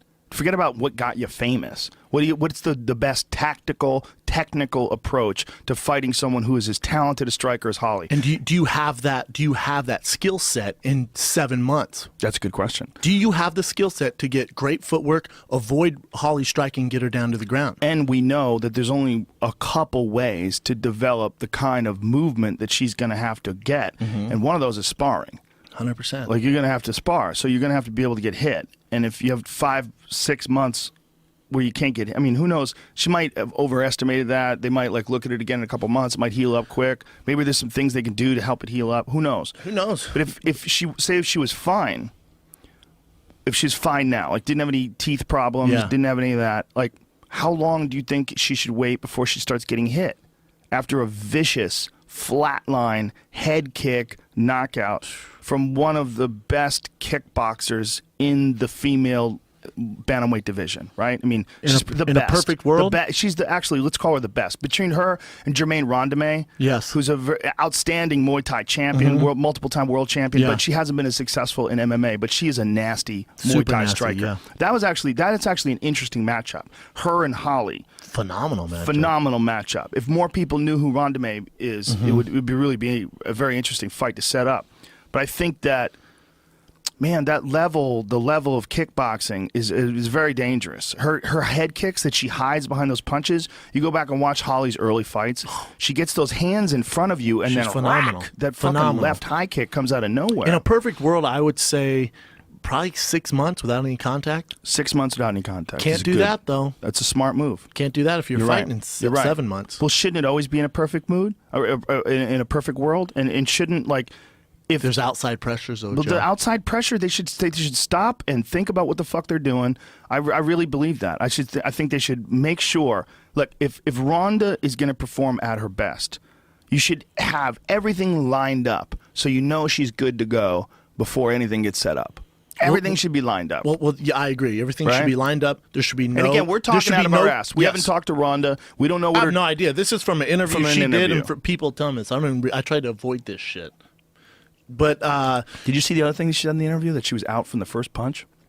No, I didn't see that. She said she got cracked by that first punch, and she's basically had no recollection. On survival instincts. She just didn't know. But how does she know that? Here's the thing. When you get head kicked like that, right, you forget a lot of things. Your memory becomes this weird blur of events. It's very hard to discern exactly what things took place in what order after you've been head kicked like that. True. You know, like if you've had fights like the VAR Johnson fight, perfect example. You fought a fucking scary dude, and you fought super smart. You got in on that motherfucker, and you took him down over and over again. You controlled the fight. You controlled it perfectly. So you got out of that fight with a perfect recollection of how it went down, right? But you've had fights before where after the fight, like the Roy Nelson fight. Roy Nelson, Crow Cop, even though I won the Crow Cop fight, when I look back, I'm like, what? Like someone was telling me how I took him down. I'm like, I did? I don't remember that. Yeah. The Travis Brown fight, I thought it was the uppercut that really fucked me up, but it was when I went for a takedown and he sprawled and I landed on my neck. After watching it, I remember that's when I was really fucked up because it landed on my neck and it rattled me. So that's how TJ Grant got his concussion. Same exact way. Yeah, people don't realize that. Like, you know, when two guys are shooting, when one guy's shooting for a takedown, the other guy's trying to defend, that hip to the face, that's super common. Get your bell rung. I very rarely watch my fights back. And then I watched the Travis Brown fight probably like, I don't know, right after the fight. And I watched it and like, oh, I'm not the same guy. Oh so my you God, got I'm different. rattled. You got rattled Super with that, rattled. and then you got rattled again with the punch. Yeah. So 1-2. After it rattled me, then I watch my movement, and I'm real slow. And our whole game plan was to avoid getting back to the cage. I go straight back to the cage, hands down. Oh, it's like that's not me. We trained 12 weeks to avoid that. Yeah, it's weird, right? Trauma, man. Head trauma. So in a perfect world with Ronda, it's 6 months, and it's 6 months. I wonder what a neurologist would say. Me too. You know, someone who really understands head trauma from like a physical, like just breaking it down to the actual physical components of the brain and all the connective tissue and what kind of damage was done. And you look at it with an MRI and you look for inflammation and what are the issues. I agree. I think I'll tell you this though. If there's anyone who can pull it out of her ass and get a win with that amount of time, at 6 months with that schedule, it's Ronda Rousey. With her tenacity, and everyone's saying, "Oh, she should have left the camp." For her, that's fire for the fuel. So for her, I think. Fuel for the fire. Fuel for the fire, my bad. She's gonna use that and really take it to another level, which is scary. But at the same time, is that the best way to go? I don't think so. It is interesting in the UFC as opposed to other combat sports, where in the other combat sports, the champion is in the driver's seat. Mm-hmm. Like Roy Jones Jr., when Roy Jones Jr. was the champ of the world, there was the Roy Jones show, okay? He was in the goddamn driver's seat, and everybody else you got to wait with your fucking warm, wet towel to wash his balls, and someone else got to be there with a towel to dry them off. Like, it's the Roy Jones Jr. show, okay? Whoever wants it. Is it HBO? Is it pay-per-view? Yeah. They're lining up to see Roy Jones. It's not I agree. the WBC. WBC boxing. It didn't mean that. He could have thrown those fucking belts in the trash and fought everybody. And we'd still watch. Nobody would have cared. Yep. Nobody would have cared. I think with Holly it's tough because she has this tremendous skill set and she's such a good person. But, it's kind of like the Chris Weidman effect. They're so damn good, but now we see the Conor McGregor and the Ronda Rouseys. Like, Holly, right? Ronda's on and I took all the heat because I said I don't think there's any other girl who can carry a pay-per-view main event like Ronda right now. It's just not going to happen. So I get all this heat, and I know you disagree a little bit. I got all this heat, but Holly just beat Ronda, right? Holly's on top of the world. Holly's not on the front cover of ESPN the magazine. Holly's not doing interviews like Ronda's doing but it just right now. happened. It just happened. I'm just saying. Yeah, but this just happened. Holly is now the thing in MMA. She's the number one story. No. That's not true. She's the number one story. No, Ronda's the number one story. No, the girl who knocked out Ronda is the number one story because she's the winner in this. I disagree. I disagree with you because she's the winner in this. She's the successor. She might not be as famous as Ronda, but she's got the momentum. She's the winner. She's the one right now who's the champion. She's the one right now that people are like, wow, what a fucking performance by Holly Holm. Eyes are on her now as far as an athlete and a fighter. I think all eyes are on Ronda. Can she bounce back from this? Well, there's going to be that too. Stuff. There's going to be that too. There's way more than that. But Ronda lost in that fight. 100%. Holly won. Holly is the story right now. She's the winner. Other than Aldo and McGregor, and for the hardcore fans, Weidman and Rockhold, Holly Holm is the fucking story. She's the story. I agree. She should be. In my eyes, she's the story. I agree. And she should get more notoriety than anyone right now. I think that, and I think if marketed correctly, she has the potential to be fucking gigantic. Could she be as big as Ronda? Is Ronda as big as she is because she's an antagonist? Is she as big as she is because she's the person who says all that crazy shit, fucks with girls the weigh-ins, and she's got that fucking attitude about her, and comes out to that Joan Jett song, and was beating girls' asses, and was pulling it off? Is that what it was? Check. But when a Holly Holm comes along and shows you an alternative approach, and an approach that ultimately is more successful against that one person. I mean, we have one fight, that one fight between the two of them, Holly's flawless, right? Flawless performance. Why? It doesn't make any sense. I mean, do we have a limited amount of fucking superstars? Is there a limited amount of female champs that become huge? I think no. I think Holly has all the ingredients. She's not. It's not going to be the same kind of star because I doubt there'll be as many people who hate her. But that hate also fueled pay-per-view buys, people that were happy when Ronda lost. There's all this extra reality TV shit that's going on with a Ronda Rousey experience. She crossed over to pop culture, so everyone was chiming in. She crossed over, it's like she became like this cultural icon globally. True. She became and the first woman ever that was like this ass kicker like that looked like her. There's never been one of those before. I agree. So Holly comes along. Holly's going to be a different kind of star. Totally She can be a big star. I think Holly's going to be a big star. She's not going to be a Ronda star. She's not going to get the pay-per-view numbers like Ronda. I don't know about that, man. That's just my... you might be right. Hopefully I'm wrong. You might be right. I'm wrong. I love Holly. Right. I think Holly's the greatest thing to happen in the women's division, but in a long, long time. But she's a great person. And if I had a daughter, I can point to Holly and say, you can act like her. This is good. I agree. And we can't say that for a very long time. Right. I agree 100%. She's a classic example of like an honorable mixed martial arts competitor. Man, that's what you want. She's a true martial artist. And she acts like a true champion. Yes. Right? True pro. I think that with the right fights, she could be gigantic. So this is her mainstream coming out party, right? She knocks out Ronda Rousey, this giant upset, this huge performance. She looks spectacular. This is a coming out party. And then she fights someone else. You don't necessarily have to have this rematch right away. And I think this also sets the seeds up for other people to get attention, like Kat Zingano, who knocked out Miesha Tate. Remember that fucking fight? If Kat Zingano didn't charge after Ronda like that, what if Kat was able to stuff the takedown and turn that fight into a fucking brawl? Who knows what fight we missed out on because Kat decided to throw a crazy flying knee. Worst game plan of all time in UFC history. She'd probably admit that to you. 100% she will. But she is a fucking badass. Hell yeah, that girl is a badass. Super You watch skilled. that fight with Miesha Tate when she hits her with that overhand elbow. Whack! I mean, she's nasty. I think, and they're all so close in the women's division at 135. I think Holly's gonna struggle with Tate and Kat. I think she's the perfect Achilles heel for Ronda. I think these other matchups are a lot tougher for her. They might be, and so sometimes that's interesting. Sometimes styles make fights, man. For us, the media needs a dominant champion, man. To be a superstar, you need to be dominant. Yeah, I don't know, man. I think rivalries are great, too. Sugar Ray Leonard, when he lost to Roberto Duran, got even more famous. And then when they did it again in the rematch, the No Mas fight, that fight was gigantic. No, yeah, those guys are badass. I don't think Kat Zingano and you can compare Kat Zingano and those guys. Respectfully, I agree. Just can't. I agree. Joe. Skill-wise, you're right. I'm with you, man. Right. Those We're are phenomenal fights. We're talking about moments in time where people are popular, where they're fighting. I'm saying for the titles. women's division right now, you need talent, a technique, dominant champ. You need a dominant. Like Man, I don't know about that, listen, man. if Holly goes out and face kicks Tate in the first round, then gets Kat Zingano and drops her, all right, now we fucking got something. But she loses to Tate, it's like, fuck.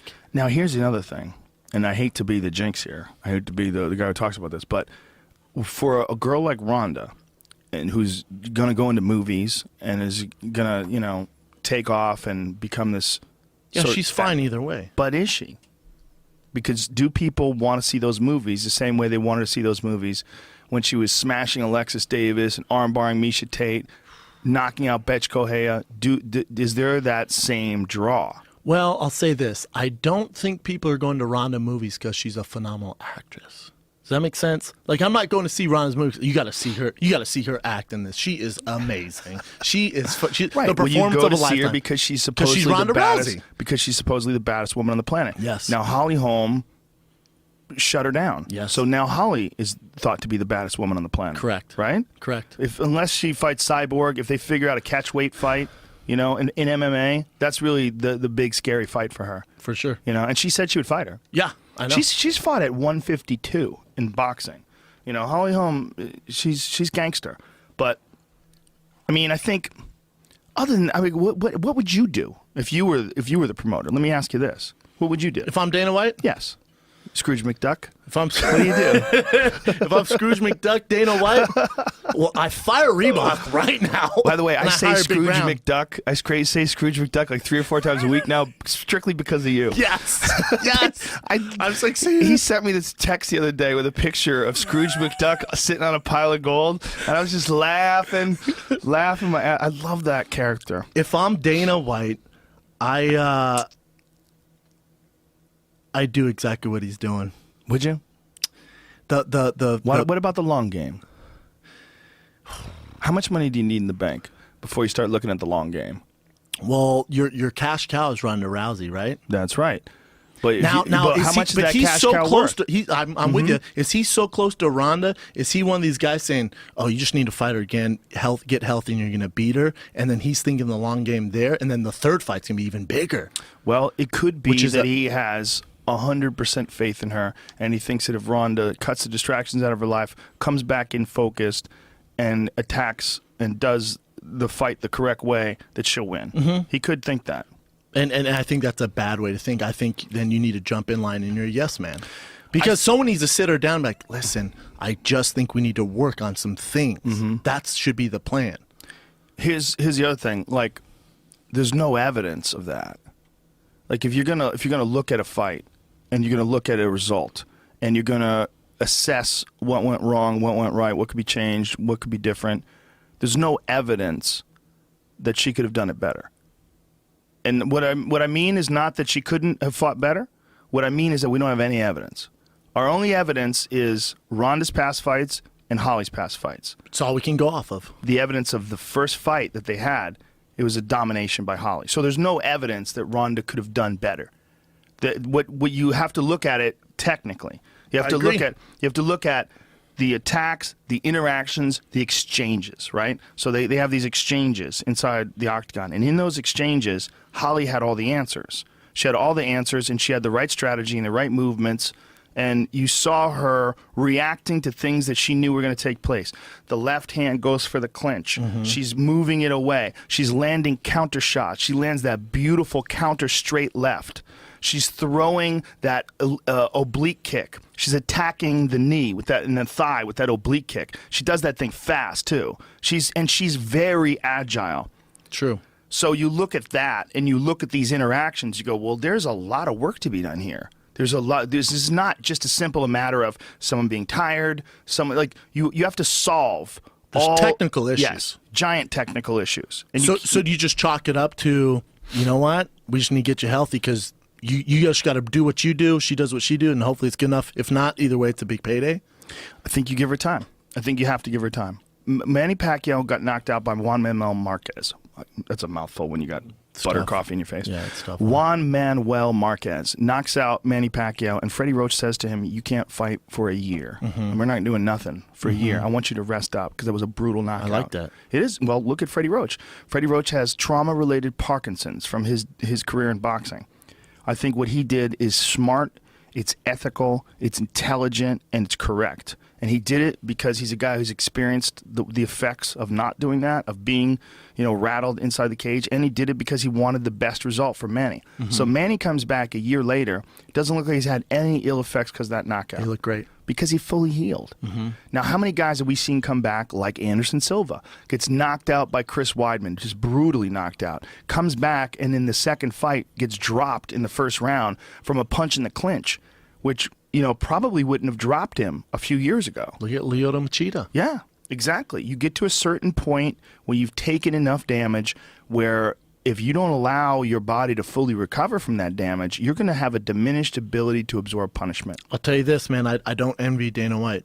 I don't making either. these decisions. I don't either. It's a hell of a job. I don't envy. He doesn't have time to have a perspective like you and I do either. You got to realize this fucking guy is 24/7 making calls, setting up meetings, doing this, flying here, doing this press conference and that and this thing and that thing. Dana White's life is fucking overwhelming. For him, it's also a business too. Yes. Because what you and I are not trying to make money. We're looking at it in terms of like, okay, what do you think is, if you had to move all the pieces on the board in order to achieve checkmate, in order to achieve the best result, what's the move? What's the move? What do you do? Just go all in? I don't think you do. I don't think you do. I think you have to be real careful. You have to be real careful. You have a big superstar, right? Like Ronda, and your big superstar gets flatlined. Okay, that is probably the worst result. If you want women to get into MMA, you want women to come up, we want to have a lot more people that are really into fighting, a lot more women that are into it, and then you watch the number one woman get just fucking blasted into the middle of the universe. Not good for okay? business. Yeah. Like Michael Chevelle says, astral traveling. That's what he likes to say. I love Chevelle. Me too. So if that happens again and she suffers serious repercussions, now you've got a real problem with your sport. Well, now the story's over, though. Yeah, the story's over. The story's over. Yeah, and and I think the story doesn't have to be over. I think this is obviously there's some lessons to be learned from that fight. Right, technically, strategy-wise, when you're chasing Humbleness. after a striker, sure, in the reaction of the public eye, absolutely. Yeah. But when you're chasing after a striker, that shit is never a good idea, especially if you don't have good head movement. Yeah. But chasing a striker like Holly, who's so agile, and you have knee problems, so you're not the most agile. So you've got knee problems. You got a girl who does flips at the end of every fight. At the end of every fight, she stands on her trainer's hands, and Mike Winklejohn flips her through the air, and she goes flying like a fucking acrobat. It's amazing. Yeah, and she never misses it. Right? Never. She nails it. She's amazing. Every time. Amazing. She's an athlete. She's a fucking super athlete. Just like Ronda. Yes. I'll go you one better. She might be a better athlete because if you look at her, she never gets out of shape. She's totally ripped. She's her body is optimized, right? If you want to look at someone whose body's optimized, you would say, well, here's a girl who has a minimal amount of body fat. She's got a good amount of muscle. You could tell she works hard and is in phenomenal shape. The two of them fight, and in the first round, Ronda comes back exhausted. Holly's not. They both fought the same round.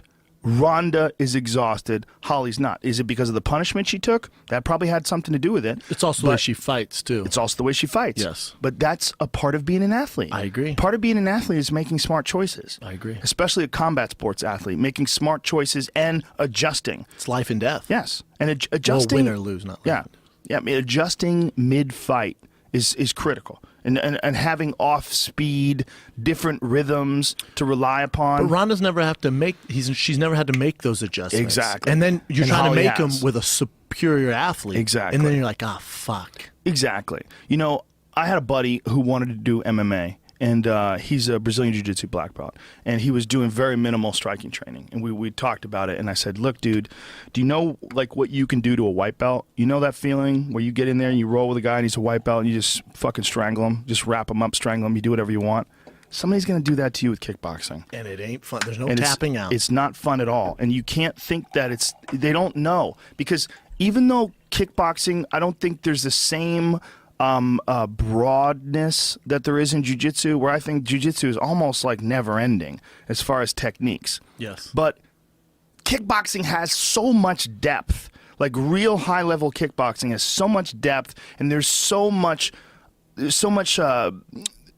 variables with guys who are really good, who have like very specific like styles and way to draw you in, and they set traps for you, and you think they're doing this and they're doing that, and they're setting up kicks with punches and punches with kicks, and you know they're trapping you and kneeing you and elbowing you in the face. There's so much going on, man, that if you think that you're just gonna go in there with some bullshit guy who holds the pads and uses those pool floaties, you're an idiot. Taps your gloves, You're an idiot. Yeah, Or you just have no idea what you're getting Right. into, which is very unsafe. Very unsafe. So you better be one of two things. You better be some fucking stud Phil Davis type All-American wrestler who could just pretty much take down anybody in the division, so you get to dictate where the fight takes place.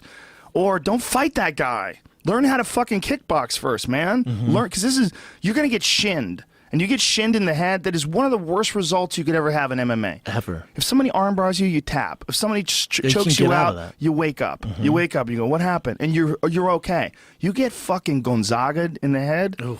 Like Gabriel Gonzaga knocked out Krokop, or what Krokop knocked out Vanderlei. What, Jesus. son? Dude, you know Krokop? I mean, Gonzaga's fighting, I think, tonight or tomorrow night. He's on this card. Did you know that? I had no idea. I had no idea. I had no idea. Who's he fighting? He's fighting some Russian cat. He's on the undercard. How crazy is that? I was going through the fight card. I'm like, oh shit, Gonzaga's doing the damn thing. Is it tonight? Is he fighting tonight? Yep. He's on Fight Pass. Jesus Christ. Where is it? I don't see it. I don't see it on the schedule. Oh, that's tomorrow night. Oh, it's tomorrow night. Okay. Surprising though, right? I had no idea. Yeah. Hey, 35 fights in 3 days. What is going on with that? What's the idea behind that? I should probably ask. I feel like you'd know more than I would. I should know more than you do. What's wrong with me? I don't know. For sure, just text Dana. He's not going to return my text. He would return your text. None of us like, hey, man. What's What's fuck up are with you guys 35 doing? fights, bro? Why are you guys fucking up so hard? Yeah. But I think it's amazing. It's a Christmas weekend for fighters, or for Hell yeah. fans, rather. It's phenomenal. Oh, but yeah. nothing matters except for UFC 194. Konstantin Yurokin. Yeah, okay, that guy's a beast. He's a big fucking tough Russian guy. That's an interesting fight, man. Yeah, Gonzaga, man. Gonzaga, I wonder. He was so scary when he was Gonzaga. I wonder what he's trying to do now. I wonder if he's just making a living, or if he wants to reassess. And how old is he now? I mean, Doesn't say. A guy like Gonzaga, though, like, I gotta say he's 35 or 36, right? This sucks to say, but it's like he's never gonna be champion. That's not happening. And you can say, well, that's not necessarily true, because look at, what are you gonna say, Mark Hunt, something like that. It's just tough, man. He's gonna have a hard time for sure. Your boy Mitrione looked really good against him. You look great. Mitrione's fast, and that's the thing. Like Gonzaga, when he gets on the scale, when Gonzaga steps on the platform when he weighs in, it's almost like he's made out of rock. Like so dense. Even the way he moved, like thump, thump, so thump, dense. thump. Like even Brock Lesnar didn't make that kind of noise when he got onto the Gonzaga scale. is so dense. Before I fought him in Anaheim, I remember walking by him, and we were actually supposed to get on the Fighter's Best. I see him in Starbucks eating 2 glazed donuts. I was like, God damn. And in my mind, I was like, God damn, that's gangster. He didn't give a fuck. He doesn't give a fuck. That's Look at not that guy. the right way to approach it, but respect. Said, fuck it. That Shane Carwin fight, remember that fight? Oh my God, he was kind of whooping Shane's ass, and Shane said, He caught "Cool Shane. story." He caught Shane and had him hurt, and he moved in for Took the kill. him down. Yeah, Took Shane down. Yeah. I was like, oh shit. And then Shane got up and just threw like this half-ass kind of just like a flick of the wrist, just a little, and knocked him out. Well, he threw a right hand. It was so like just a a little 6-inch right hand. Yeah, well, Shane hit so fucking hard. Oh my God. He hit so fucking hard. Yeah, there's gonna be a wave of those guys, man. It's gonna take a few years, maybe. These elite wrestlers that are coming up, that are learning how to strike when they're in high school, and they're competing as wrestlers, and they're gonna make it into the UFC in the next couple of years, especially as the money gets bigger. Like, the money has to get bigger. there's no doubt that Fabricio Verdum is like a super talented, super skillful guy, but the public's consciousness and the awareness of him is not nearly as high as it was when Kane beat Brock Lesnar. Right? That was the height of the heavyweight division, right? Wouldn't you say? And I think it's mainly due because of Brock. Yeah. Because Kane Jr. Dos Santos, that was awesome. Two superior athletes going at it, but still not the same because of Brock. Yeah, Brock brought some new element. He brought the world wrestling entertainment people. But I think in order to get those big boys, those freak athletes involved, the money would have to be Gotta higher. come up. Have to. You got to get those football guys who are interested in giving it a shot. Because I have a kid on the way, and if he's anything like Brock Lesnar, that little bastard's not fighting. You better go get that money in baseball or NFL. Yeah. Would you worry about NFL with head collisions and all that shit? Not as much, because the juice is worth the squeeze. Not as much as fighting. Right. Because fighting, I mean, like I retired, I got an Instagram post that said, "Hey man, congrats," and then like an email. So you retire in the NFL. You got some shit coming your way. It's just different. Even if you only had like a couple years in. If you have 3.5 years or more, you get a stipend every month. You have health insurance. Really? I mean, yeah, you're pretty taken care of. Wow, that's nice. To a certain level, to a certain degree, how much you played. That's nice. Yeah. Yeah, that would be ideal if fighters they'll knew. get there. You think so? The UFC will get there. They have to. They have to. Think so? And they know that. Yeah, they know that. Like I said, and this isn't a knock on Dana White or Lorenzo or anything like that. We're just we basically have leather helmets on right now. You know what I'm saying? If you go back, if you compare it to the NFL, they're going to get there. They take all this heat, and even I give them shit, but it's so new, man. They're trying their best. This stuff does not happen overnight. Don't you think it almost has to pass through a few generations? Like maybe, what is the sport going to be like 50 years from now when Dana's not around anymore? I mean, when we're not around anymore, what is the sport going to be like then? Like maybe, when you look back at football's been around a long fucking time. True. A long fucking time. And it's slowly gotten to this point. I think what MMA really needs right now is competition. They need a lot of competition. And Bellator's you're not going to get there with Dada 5000 and Kimbo Slice. It's just not. Like, it's a good fight. It'll be fun to watch, I'm sure. Royce Gracie versus Ken Shamrock 3. Look, they're legends. They deserve to fight if they want to fight. They have earned it. And I know that's something that Ken has alluded to. He said, he earned his right to compete. I agree. Absolutely, 100%. So does Royce. Absolutely, 100%. They deserve their right to compete. But it's not the same as the UFC right now. No, and until until someone comes along, and like Strikeforce kind of almost had it. They were close. Before Strikeforce was owned by the UFC, and big. Fedor was fighting Brett Rogers, and there was some shit going on. It was like, Melendez, they were doing well. There was some shit going on. It was like, whoa, this is pretty goddamn good. It was pretty goddamn good. See, I think the UFC will get there. We just need time on our side. The struggle they're going to have is, the NFL's dealing with a little bit now with the concussion stuff. I think when MMA down the road, we're going to see the concussion. It's really, then people are like, dude, what are we doing? And the pay's nowhere near. So when I say the NFL's worth the squeeze, it's because you're taking care of compensation-wise. So you're going to have some fucked up knees and your brain's going to be oatmeal. But in the UFC, I mean, man, like I said, you get an email and a repost on Instagram. But don't you think that, then it's even more important to make sure that someone like Rousey has enough time, that Ronda has enough time off to recuperate, and you mitigate all potential problems that you could have with her getting knocked out again? 100%, Joe. I mean, what if this fight takes place and in the first round, Holly just fucking slams a shin right into Ronda's jaw, and she stiffens up and just falls straight back like Terry Edom? Remember when With Terry Barboza? Edom, and he caught him with that wheel kick? What? And he just stiffened and fell straight back, bang. The probabilities that happen are very high. Very high. Well, this is what you have to realize if you've never been hit before. When you get knocked out like that, you can't get hit for a long time. It's not the same. It takes a while before you build back the resistance to get to the point where you have like a baseline. Like your baseline is like how you are right now. If you get hit right now, like, wow, that would hurt, but you'd be able to absorb a much better shot than if you had just gotten a concussion. If you had just gotten a concussion recently and then you get hit again, your brain's like, what the and we've seen it. We've seen so many guys get knocked out and then come back. A lot of times it happens, I'm going to cut you off, Joe, but a lot of times it happens in camp. Like before I fought Rothwell, like weeks before, Carwin fucked me up, man. I should. And if I was knowledgeable how I am now, I'd be like, dude, I don't know if I should fight. This is not good. Right. But back in the day, this is whatever 3-4 years ago. They're like, just no more sparring. You'll rest. Well, that's 2 weeks before the fight. That's really not enough time. It's man. not enough. So for then concussion. he lands a decent shot, but I've had way worse. And he clips me, and it's tough, man. Yeah, it just shut you off. Mm-hmm. Yeah, well, Joe Duffy, how about that? A week before he was supposed to fight Dustin Poirier, he gets knocked out in camp. He gets a concussion, and they have to pull him out. See, that's why whenever MMA math people try saying, well, Rockhold, Machida, Weidman, MMA math doesn't work for me because I know Machida was not ready to fight when he fought Rockhold. I was in his camp. We were like, dude, this is not the Machida we know. So he goes in and destroys him, gets clipped. It's the different Machida. So that doesn't work for me. So what was wrong with Machida? He just needed time off. His biggest issue is he'll go right back to sparring. We're not talking like light sparring and hitting mitts. He goes right back to the dog days of sparring as soon as he's done. So, he was getting clipped. He was having just a rough time, and so he just wasn't ready to take that fight. So you were watching him train, and you knew that something was up? I think everyone did. Really? Yeah.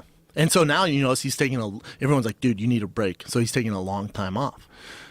He fought Munoz. Where was that? In England? Is that where it was?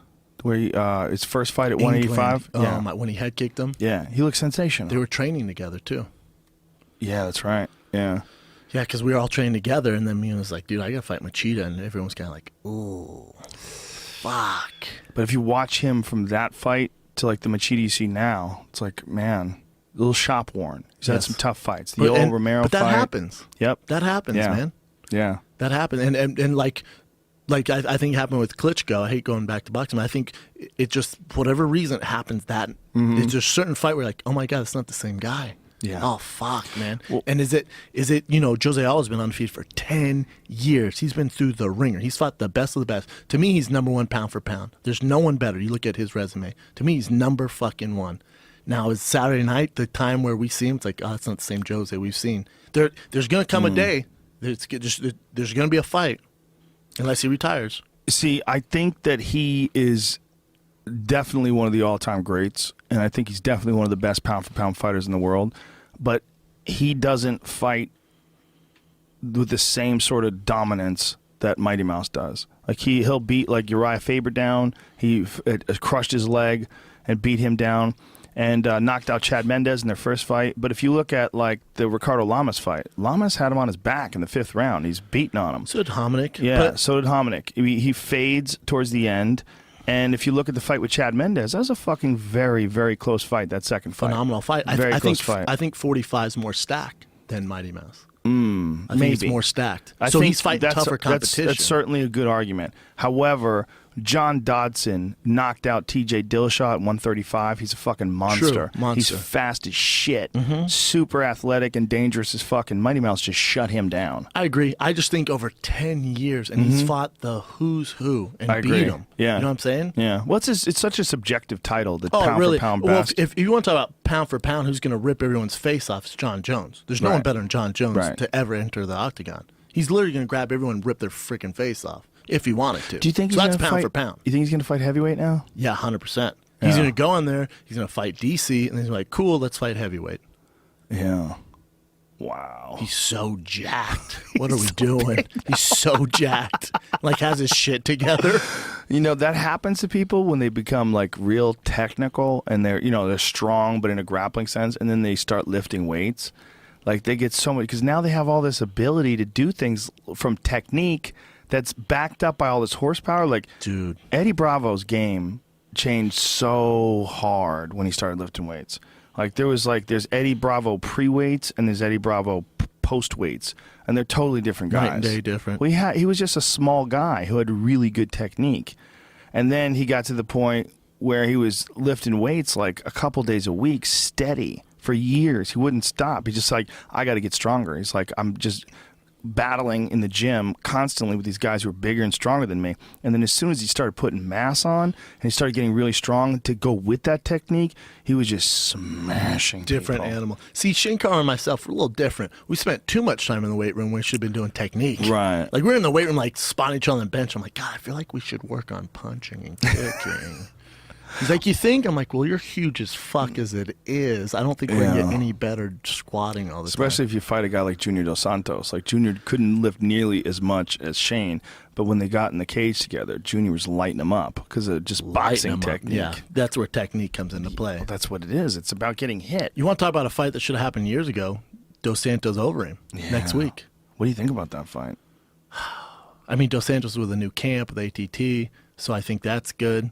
This fight should have happened a year or two ago. I don't think Junior's ever the same. I think after those 2 Kane losses and then after that Stipe fight, I mean, what? You want to talk about miles? Brutal fight. So I don't know, man. Yeah. And then with Overeem with this new drug testing, I mean, what are we going to get? We're going to get the 205 Overeem? What's he going to look like? Right. There's a lot of variables, man. A lot of variables, dog. Same with Jose Aldo. Oh, yeah. Yeah. Yeah, you're making the you know he what might be I'm on saying? steroids face. Well, no, I'm just saying. Might have been. Maybe he's not. But that's the face you're making though. He might have been on some let's say he's not, right? Okay. Let's say he is, but then the strict drug testing comes into play. We're talking about a different animal, man. Right. Oh yeah. Completely 100%. different animal.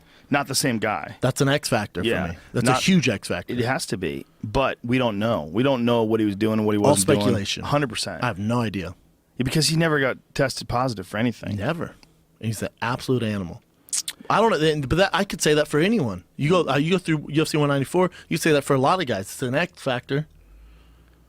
Yeah, that's interesting, man. We can't know. You can't know who's on water, who's on something, and got caught. There's no way unless people get caught. Yeah, when you get caught, they always say, "Oh, I didn't know. Someone gave me this diet." I mean, has there ever been a guy who someone actually they gave him a protein shake and he drank it?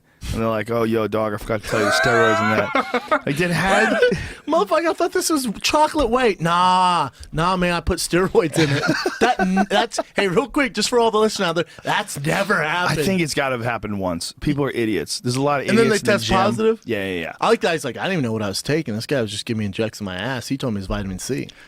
It is possible that if you were at a bad gym and you're hanging around with a bunch of fucking morons and they want you to fail. And there's dudes that are doing juice. They'll put some juice in your protein drink. Here's the solution. Don't let anybody mix your protein drinks. Especially some asshole doesn't really like you. Yeah, man. Some keep an eye crazy on your guy. Shit. But there has to be a guy out there that actually did have someone drop a steroid in his protein drink and he pissed positive. And he probably tells everybody and they're like, yeah, like, oh, sure. really? He's like, no, fucking it actually did happen. Fuck. That would be a bummer. That would be such a bummer. Bummer. Think how surprised you'd be failed the steroid test. He'd be so freaked out. Like, I can't believe that the actual thing that everybody jokes about really did happen to me. You fucked. Oh my god. It's like actually going into a van that says free candy. Is there really free candy in this van? Clunk. Ow, fuck. You're that guy. Beat you over the head. Like, god damn it. How did I fall for that? This card tomorrow is pretty good. There's a lot of good fights on this card, but the card on Saturday is insane. But the one big fight that's on tomorrow, well, there's a couple big fights besides Frankie Edgar and Chad Mendez, but Barboza and Tony Ferguson, motherfucker. Barboza and Tony Ferguson, son. Ooh. I love Ferguson in that fight. Ooh. That's a crazy fight, dude. That's a motherfucker. That is a crazy fight. I just think it's Ferguson's time, man. He's so fucking good. He's dangerous. Very dangerous. But so is Barboza. I agree. I just feel like Tony just hits like a Mack truck. He does. He does. It's a very interesting fight. Very interesting. He's going to have to deal with those fucking leg kicks, though. God damn, Barboza kicks I don't think fast. it gets out of 2 rounds. I think Tony stops him in 2. Wow. I know, right? That's how much I Strong. believe in Tony. I just think 2016 is kind of the year of Tony Ferguson at that weight. Strong statement. know, right? By Brendan I Schaub know. going out on a limb here. I'll tell you what, man. You're making predictions. Like, you're making a strong prediction. No, it's never good. Sometimes it backfires like a motherfucker. Ha! Barboza monster. He is a monster. That Paul Felder fight, that switch kick that he was landed to Felder's ribs, I've never seen anything like it. fastest I've ever seen. I agree. Just never seen anything like it. He was like a 110-pound Thai guy. Like you watch those Muay Thai champions, those flyweight dudes that are just like lightning bolts. That's like what kind of speed he was dropping that switch kick in. I remember like literally I had to like readjust my metric when I was judging it, like watching, like what's a fast kick and what's not a fast kick. His kick was so much faster than anybody else's that I had to readjust like what I thought was a fast kick. He's going to land some of those. I just think Tony's going to counter and end the night. Well, Michael Johnson gave him a lot of pressure, and Barboza had a real hard time with that. But correct me if I'm wrong, I believe Barboza was traveling back and forth from Florida to New Jersey to train with Mark Henry while that was going on. Now he lives down there. Correct. That'll make a big impact. Different animal. And that's what we saw in the fight with Paul Felder. We saw like the best version of Barboza we've ever seen. The most focused, the fastest, the best prepared. If he's with Mark Henry, I'm telling you, man, I spent maybe 4 weeks with Mark Henry. I've never seen anything like it. The reason, maybe just because he's Frank Yeager's guy and Edwin Barboza, he doesn't get a lot of notoriety like a Frost or Greg Jackson. I'm telling you, man, it's some another level shit, man. Really? I'm telling you, we worked. He was like, "Let me see you move around," and he had this guy hold mitts for me, and he filled out a fucking notepad about 6 pages long, front and back, just all this shit, and he was obsessed with it, texting me. Voicemails where he's like, just listen to him. You don't respond, just listen. And there's all these combos. I was like, holy fuck! If someone can, if you spend and you see Edwin Barboza and you see freaking Frankie Edgar, how talented these guys are, and now Chris Weidman brought Mark Henry in to help with the Rockhold fight. Really? And that was the X factor for me. Ooh, so that's what pushes you over the top. Weidman over Rockhold? It did, and I thought Rockhold was going to win earlier in the week. And then and I've been listening, and then Mark Henry says he's working with Weidman. I was like, oh, hell no. Really? So it was just Mark Henry coming in as a trainer that made you switch over? I was this close. I was this close to picking Weidman or Rockhold. And then just, I don't know, I'm with Weidman. Wow, that's interesting. That shows you, that's a pretty serious level of respect for Mark Henry. Dude, I've worked with Faraz, and I'm not. Those are the best in the business. Lister Bowling, Greg Jackson, all these phenomenal coaches, Tony Jeffries, all these guys. I've never seen anything like Mark Henry. The amount of time, as soon as I heard he's on board, I was like, oh fuck, you're talking about another level. What do you think about his style as opposed to the style that Bang is showing T.J. Dillashaw, which is a lot of switching of the stances, a lot of variations in the approach and the attack, where you're constantly overloading the mind. You never know what a guy's going to do. What do you think of that? I think Bang's style works for one guy in the world. For TJ? Yep. What about what it's doing for Danny Castillo? Danny Castillo's looking fucking fantastic. He's not looking like TJ. He's looking better. And for him, well, first of all, they came in at different levels of striking. I agree. I'm just especially saying. kicking-wise. I agree. He looks better. But I think for that obsessive style and for what TJ does, they're the perfect combo. Right. It does not get any better than that. So you think it's a style makes trainer matchup? Yes, 100%. Yes. Because try and listen to, well, you won't be there. They fight on Friday night. You're not doing the fight. But if you can, listen to Mark Henry when he's coaching Frankie Edgar. I think he has a towel on, he's sweating, and they have different language every time. They have different variables every time. It's never the same. So that nobody could get it? No one can get it. Wow. It's literally like a video game. ABBBC, ABBC, and he's doing the thing. It's like a fucking video game. Wow. I've never seen anything like it, man. Wow. Very interesting. And he's just a striking guy, right? Just striking. So who does the transitions between the striking and the grappling? How do they orchestrate that in the training? Yeah, I know Weidman has his whole camp with Ray Longo and Matt Serra and all that, so they all come together. Mm-hmm. And then, dude, I've heard stories about Weidman. I don't think people realize how strong Weidman is. I've heard him just molly-whopping heavyweights, just destroying dudes. And Weidman, when I break down the tape, he just has this X factor that I don't think Luke has. Granted, Luke's gone 5 rounds more. A lot of people don't realize that. Luke's gone 5 rounds in Strikeforce. Jock Ray, Tim Kennedy beat both of them. Great grapplers. But I just think Weidman has this X factor that it's hard to gauge. Like, you can't put a number on it, if that makes sense. I know it sounds weird. Rockhold thinks he's going to be able to stay on the outside and have success the way Anderson did in the first round of the first fight and Vitor did in that opening flurry of that the fight that they had. And he thinks he's going to be able to do some damage there. If you look at that fight, the Vitor fight where Vitor had Weidman stunned, like he nailed him a couple times, and then Vitor moved in for the kill, but Vitor just didn't have the stamina. He just couldn't sustain it, and then he didn't have the defense in the ground. Weidman took him down and just fucked him up. It was just a beat down. As soon as Weidman shot that double, got to hold those legs tight, dropped him down, total control of the ground, and just beat the shit out of him. I don't think he'll be able to do that the same way to Rockhold. I think Rockhold's be a much harder guy to take down and a much harder guy to keep down. I think Rockhold's got a way better wrestling camp with DC and Kane, and Rockhold's just shown really good takedown defense in the past. I think agree. It makes it tricky. I think that fight gets super interesting if Rockhold uses his height and reach in kicking. He's a really good kicker and keeps it on the outside. Phenomenal left kick. What is his fucking background besides wrestling? Surfing. But where did he learn how to kick like that? He was surfing and he was bullshitting around. I know he did some judo when he was young. He didn't have a karate background or anything? And then walked into AK when he was super young. How old was he? I think 17. Okay, so Javier has been kind of coaching him from the beginning, huh? So I mean, Rockhold, I think it will get his kicks off, and that's to keep that distance. I just feel like Weidman's gonna get him down, and Weidman. This is the X factor. Weidman also is a phenomenal grappler, man. He's been training with Marcelo Garcia forever. And, I mean, he's a stud on the ground. I think AK's overlooking that. I think that they're worried about the striking, they're worried about the pressure and all that, and they think Rockhold thinks he's going to take you down, pop up. I get that. Weidman's a motherfucker down there. He controlled Vitor Belfort on the ground like a building. Literally, he's so heavy on top, man. Well, Danaher's his guy too, and Danaher's the master. He's a real wizard. He's so smart too. He's a guy that when you have that guy in your corner, there's a distinct advantage when it comes to strategy, and if you're training with him on a regular basis, like he doesn't make mistakes. He doesn't make mistakes in assessment or execution. He knows what to do and when to do it and how to do it right.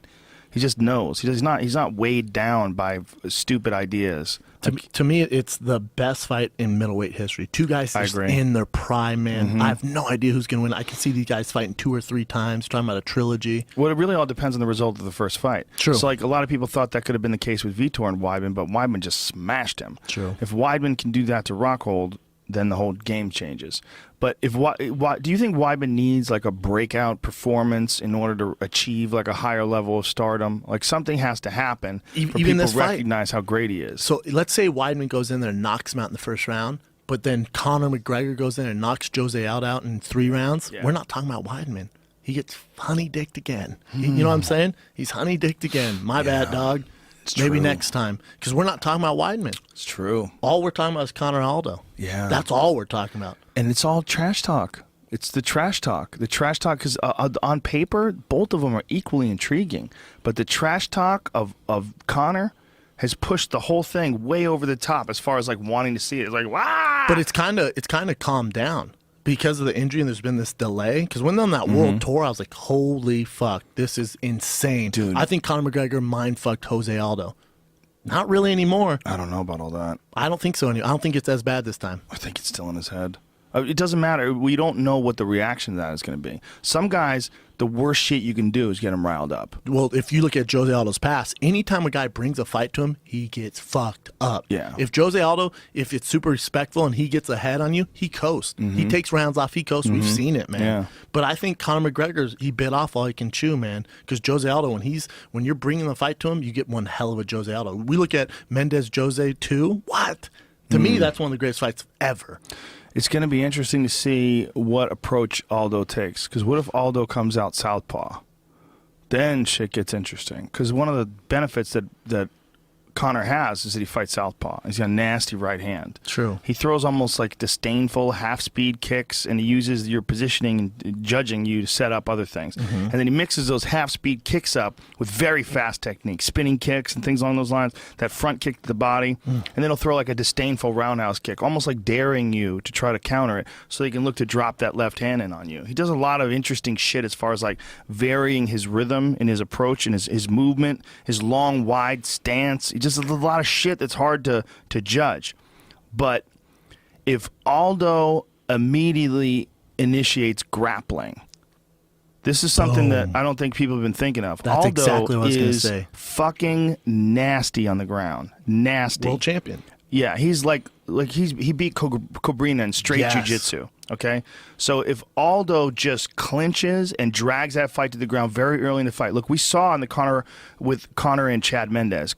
Chad took him down and held him down and was landing some nasty ground and pound with essentially no camp. I mean, 2 weeks, which is like your weight cutting. You know, you don't have any cardio. It's just like you're not going to improve in 2 weeks because the last week is all just about recovery anyway. Mm-hmm. So he's got like 7 days to work out for Conor for a fucking world title fight while he's doing all this press, right?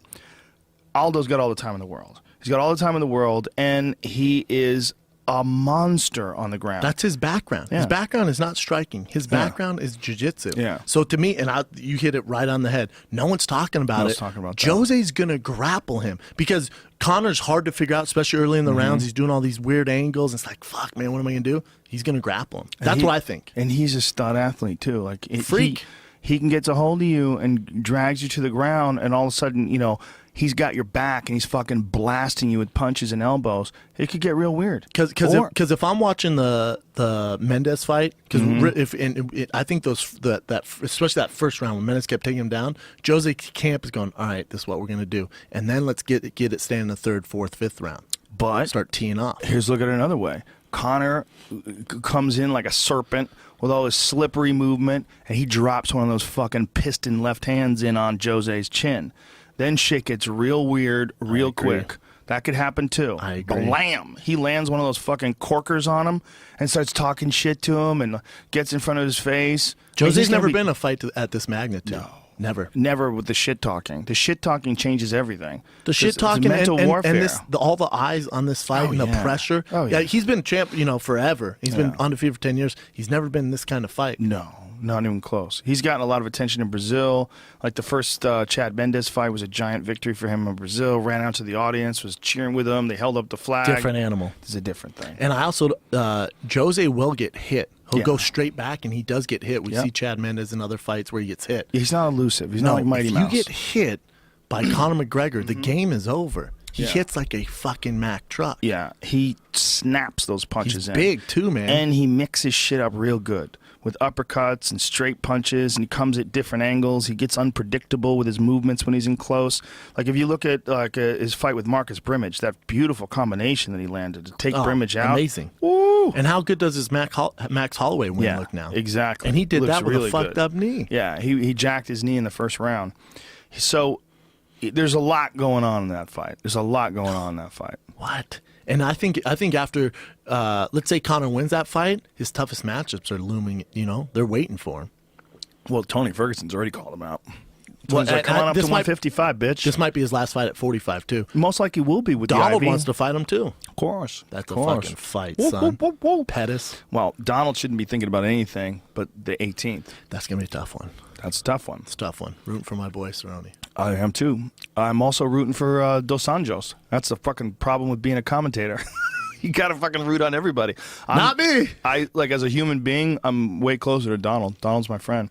But when I watch those two fight, I'm a fan. I mean, I'm a fan of martial arts. Yeah, you're a professional. But when I watch those two fight, I'm a fan of both those guys. I'm a Rafael Dos Anjos fan. That motherfucker is a beast. That beatdown that he put on Pettis, the way he did it. He's the nicest guy in the world, too. He's the best. The nice guy. When I was fighting, and I never forget the stuff. Anytime guys go out of their way to be nice to me, I never forget it. When I was in Brazil for a press conference before I fought Nogueira, it's like, 14 weeks before the fight. Brazilians aren't exactly a big Brown fan when you're fighting the biggest guy in the fucking city. No one's doing me favors. And Dos Anjos gave me rides everywhere. Took me to gyms, made sure I was cool, That's made awesome. sure where to eat. He was great, man. He's a great dude. I always like talking to him. But He's then, always a very friendly guy. Cowboy and I are from Denver, same team. Cowboy's my boy. Yeah. No, I So get it. it's tough, man. I'm I get always it. biased. Don't ever get it twisted. Whenever I make picks, I'm always biased. Yeah, I feel you. I like this fight as a martial artist because as someone who's like looks at the problems that both guys present, I like this fight because the physicality of Dos Anjos is something that guys have to deal with. He's worked real hard on his conditioning and his strength and conditioning routine. He trains with that Nick Curson guy. Yeah. He's Marv Marinovic's disciple. Sure. They do some wild, crazy, explosive, plyometric shit. They do a lot of like strength shit, and a lot of it about just reducing the amount of time it takes you to act and to perform your actions. Just getting it down, just fractions of a second, constantly exploding, constantly moving. There's just all sprints and box jumps and that kind of shit. If you watch like some of his the training modalities, it's really fascinating to watch all these different techniques they apply, all these weird flexibility things he does. That's cool. Oh, he does a lot of wild shit, man. The one thing I don't like is how much time Cowboy's had off. Cowboy likes to go, and that's when he's his best. When you give him a lot of time off and he has to think about the fights, it's usually trouble. Yeah, well, but Cowboy's a motherfucker, man. He's so a lot of dangerous. momentum right now. He's got a lot of dangerous. momentum. You know, and he's a really fucking tough guy. He takes a good shot. They don't get any tougher than Donald Cerrone. He takes a good shot, and he's really fucking sneaky with his Muay Thai. Very sneaky. And off his back, man. I'm telling you, his X Factor off his back. I've rolled with Cowboy. It's like, Jesus, man. Yeah, he's very slick very off good. his back. It's one of the best things about being a kickboxer that has a really good guard game, because you don't worry about getting taken down, because you're very offensive off your back. Unless you're fighting Dos Anjos, who's a high-level grappler, black belt, who high does level. not give a fuck about your guard. Who's also strong as shit. Yes. Like you saw that Nate Diaz fight. He just ragdolled God, Nate Diaz. dog. And just brutalized that leg, too, with those leg kicks. Oh. It's going to be interesting to see if he decides to stand with Donald, like how he decides to approach it. He's so fucking fast. That was the thing that got me in the Pettis fight, like how fast he is to engage and fast he is to execute. He's like right there, bang! Like he was like put tremendous pressure on Pettis right from the beginning, and Pettis doesn't like that. Pettis likes you to stand on the outside and give him time to like get his timing. Most strikers do, like Barboza loves that. You know, exactly. Yeah, a lot of them like that. And the way to beat those guys a lot of time is that kind of pressure. Get in their face. And Donald had a hard time with Nate in their fight, because Nate put a lot of pressure on him in the first round, and there was a lot of shit talking. Yep. I think he got emotionally invested in that shit talking a little too much. You want to talk about leg kicks? We didn't even talk about this. I hate to go back to it, but Jose Aldo has a motherfucker for a kick. Oh yeah, what? Horrible. And you got to remember, Conor has that wide stance. Yep. He That's does. a game fact, because you land 4 of those leg kicks. We're talking about a different night. Yep. And he's also. We're assuming that Conor's going to fight southpaw and that Jose's going to fight orthodox. We're assuming, and if he does do that, then it opens him up for that inside leg kick for sure. That's a powerful technique, and it also head kicks. And Jose's not been a head kick kind of a guy, but Conor is. You know, and if Conor is in that position, he's in the strong leg back position, and Jose's opened in the orthodox position. So what I'm saying, folks, if you don't know what we're talking about, if like someone fights a southpaw, it means they have their right foot forward. Orthodox, the way most boxers fight, they have their left leg forward. When Conor has his right leg forward, the inside of his leg, which is a very, very sensitive, soft, tender area, he gets opened up for those inside leg kicks. It'll slow your game down. Yeah. You land a couple of those world-class kicks, it'll slow your game down. Yeah, but I mean, I got to think that Conor's anticipated that, and he's probably going to, time his movement. And then also you look at, like, that was the kick that did in Anderson, because Weidman checked it. Yep. And Weidman checked it perfectly and snapped Anderson's leg. So there's that possibility, too. If they go shin to shin a couple of times, woo. I've never been more excited than for a fight card since Saturday night. It's stunning. Spectacular. It's so good in so many ways. Can I hate on one of the fights on the card, Joe, real quick? Please do. Gunnar Nelson, Damian Maia, I think How dare you? Snooze Fest 3000. How I know. dare I you? hope I'm wrong. I hope hope I'm you're wrong wrong, too. Every other fight on that card is ridiculous. I think just style-wise, I just don't see that being fun. You look at their previous wins. Gunnar Nelson's his finishes are only by submission. You ain't submitting Damian Maia. That ain't happening. And then his other ones are decision. Damian Maia is either submission or decision. Imagine if Gunnar did submit Damian Maia. You imagine that? It'd be sick. Can you imagine if he could do that? It'd be so sick. Like, is it possible? I mean, I'm think a fan. Is it possible that Damian could submit Gunnar? I mean, I don't even know if that's possible. I agree. Well, the thing is, we talk about Gunnar Nelson's background in jiu-jitsu. He's the far cry from Damian Maia. Don't get twisted, people. As far as, celebrated true traditional jiu-jitsu, Damian Maia's a motherfucking monster. Absolutely, 100% as far as achievements. Yes. But when you look at what Gunnar Nelson has done, like he's an elite grappler. He really He is. beat Jeff Munson, son. Yes, he did. What? Dominated him. Yes. And he's also small for the division, which is where it gets interesting because Damian Maia is large for the division. Damian cuts a lot of weight, and this will be his first time doing it without an IV. Oh, see all these X factors, son? The other thing is Damian Maia, he's not exactly Lance Armstrong in the cardio department. So No. you want to talk about submissions later in the round, there's going to be one. It's probably going to be Nelson. Well, and with no IV, he could even be more totally weakened by forgot this about weight that. cut. Yeah, it's a factor. How about Souza and Romero? We didn't even talk about that. What the fuck? Jacare is fighting Yoel Romero. First of all, Yoel Romero has the best body that has ever walked on Earth. he is Like who cheeked up, who son. looks better than that? That's a superhero. He's a superhero. That's a superhero. That's fucking Aquaman. That's Spider-Man. Straight up. That's Superman. Straight up. Look at that build. That shit's ridiculous. And Jacare's a fucking savage too, man. Jacare's bicep is like 3 inches longer than a normal bicep.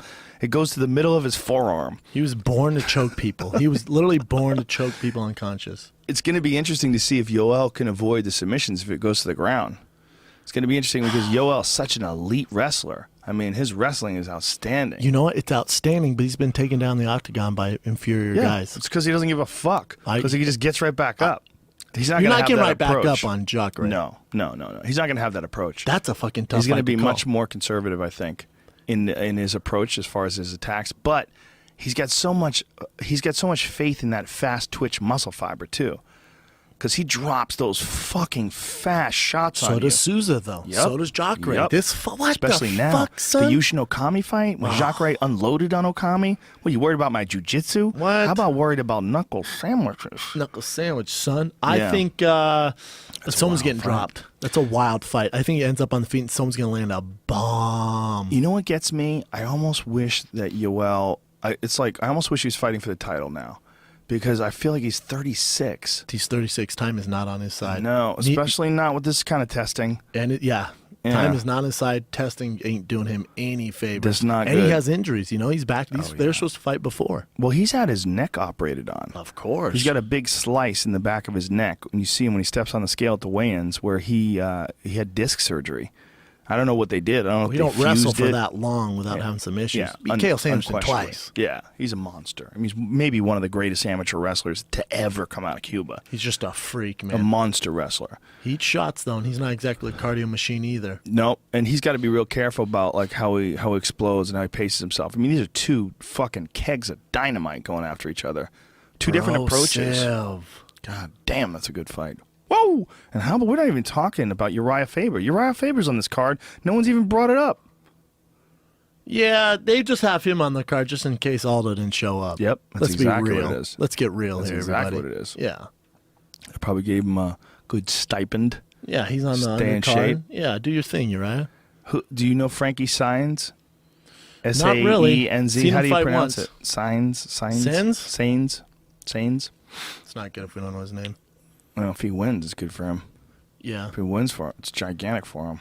Jeremy Stevens and Max Holloway. It's another fucking bang-up fight, too. Nobody's bringing up. Dude, I'm impressed with Holloway, man. Fuck yeah, man. That Cub Swanson fight opened up a lot of people's eyes. They were like, whoa. And this kid's only like 24. He's young, talented, Mm-hmm. fucking dude's up. What's he won? 5 in a row, 7 in a row since losing to Connor? 5 Yeah. probably? He's won quite a few and looks better every single time he's inside the octagon. Hey, Stevens, for sure, let's not suck in our gut like that when we take the picture, though. Look at that. Can't do that. It's obvious. Caught him out of camp for photos. It's obvious. I've been there. It's like, God damn it. And you know this shit's going to be on the promos and shit. I would have tanned and did some fucking push-ups. Yeah, Jeremy Stevens has some fucking dynamite in his hands. He has dynamite. I and see his kicks, too. They're When he getting knocked better. out Hani Jason, that head Yes. kick. Nasty. Ooh, that was a flatliner, He's son. almost like the Rumble Johnson of this weight class. You know what I'm Yeah, saying? Like, he you're is right. just a You're right. fucking ball of knockout. Yeah. But then, I just think Holloway's, he's too good. He has too many tools to win. We'll see. I like it. I like that fight. I like it a lot. I That think whole Jeremy card- Stevens, you zig when you should have zagged. You fuck up. You make a mistake. Oh, it's over. He'll shut the fucking lights out on you. That Dennis Bermudez fight, how about that? How about that fight? Bermudez is a motherfucker. Bermudez was looking good in that fight, too. Jeremy Stephens dropped the bomb on him. He can do that, man, and he holds that power deep into the third round, too. You got to remember also, he knocked out the champ. He knocked out Dos Anjos. That's right. Yep. People forget that. I don't forget it. He knocked out Dos Anjos at 55 and then dropped down to 45. Feels like he's got a better shot at 45. I wonder how many guys are going to continue to try to compete at 45 with this IV ban. Not many. Yeah, I wonder how Jeremy's going to do, because I think this will be his first fight without the IV as well. Well, think about Aldo and McGregor, too. McGregor's it's a motherfucker for them to get down. Yeah. You look at McGregor when he gets on that scale, it's like, Yeah, he looks like dead man walking. So. Yeah, like a horrible stomach disease or something. Yeah. If McGregor knocks out Aldo, is he the biggest star in the UFC? Yeah. Yeah, he's the biggest. 100%. He's the biggest right now. You think? I mean, Ronda's the biggest, but she's not because she's not the champ. He's the champ. They will have parades for him in Ireland. I'll have a parade for him. Yeah, but you have to understand the level of champ, like the level of love that he gets is so, like, women, like, looked at Ronda like this new thing. There's this new thing that never existed before. This beautiful female combat sports champion who's totally dominant. But Ireland has a long history of combat sports athletes, and right now Conor McGregor is as big as anyone that's ever been.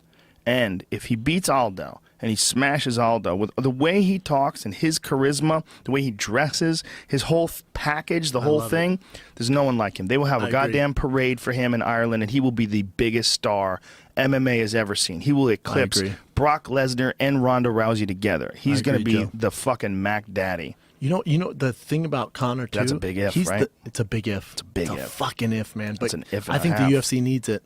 I think UFC needs him to win so bad. Nope. I disagree. I disagree. Conor, if Conor gets knocked out dead by Jose Aldo, then Aldo looks even better. Okay. Aldo looks even better, and then next people want to see Aldo fight someone else. Who? Frank Edgar again? I don't ever look at it in terms of like what would be the best result for the. Oh, I do all the time. I don't. I want martial arts. That's what I want. I'm with you, Joe. That's all great, but I want exchanges. I want to figure out what's the best style. Is it this long stance with these crazy weird movements and throwing in traditional martial arts techniques, or is it hard Dutch style with fucking world-class Brazilian jiu-jitsu? We know that works. He's been winning for 10 years. But so let's say, does it work against Conor? What if Conor fucking spinning back kicks him in the liver 5 seconds into the fight like he did with Chad? Then we got the biggest fight, biggest fighter of all time. Wild shit. But the thing is if you look at if I'm a businessman, I'm not as martial artist. If I'm a businessman, Conor winning is the golden ticket. Oh yeah, 100%. By far, and it's the long play too. Because Jose, he's not gonna be around that much longer. Right, but there's never been a guy like Conor before. The UFC's been fine. Like it's not necessarily the best thing. Oh no, for they're the gonna sport. be fine. Dana's still Scrooge McDuck. I'm not saying that, son. I'm not saying he goes broke. But I don't even think it's. I'm just talking about getting new heights. I don't think so. Look at this. Yeah, Scrooge McDuck doing the backstroke through a sea of gold.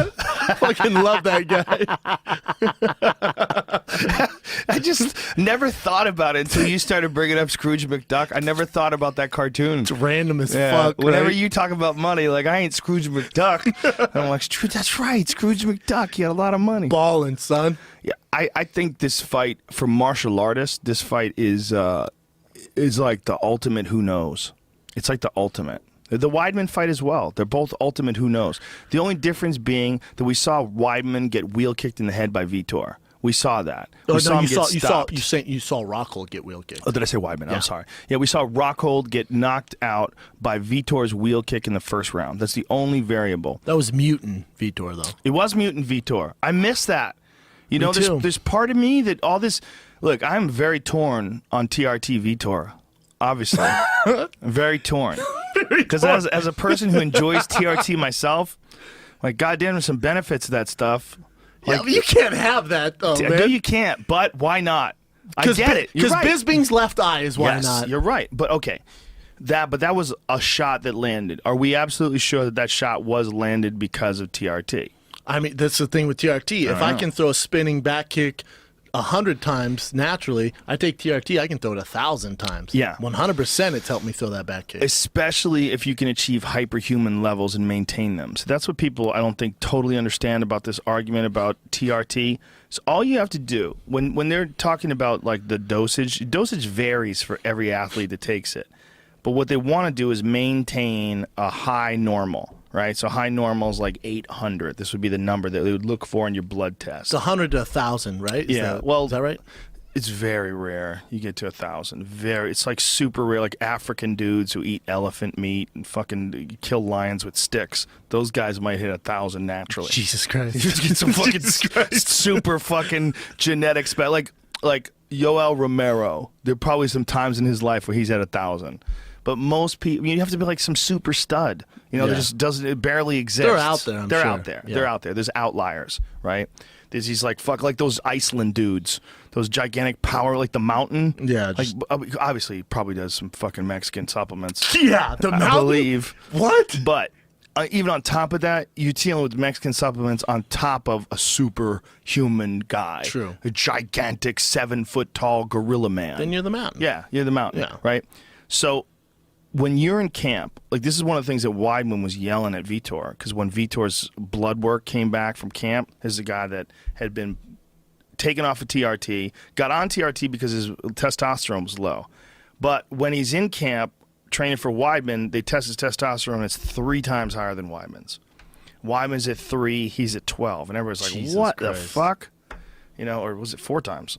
So he's, who knows? Who knows what's going on? He got away with it. Whatever it is, either he figured out a way to get his testosterone up naturally, or he figured out a way to do it and not get caught. But when you're a guy like Weidman, who's a young guy who's doing it by the book and doing it totally not, your body gets broken down by training, and it takes some serious mental power, some serious willpower to keep pushing through. When you're a guy who's taking that TRT, all you have to do is maintain that high normal. So you might, if your workouts are brutal and they're breaking your body down, you gotta bang, revitalize that bitch.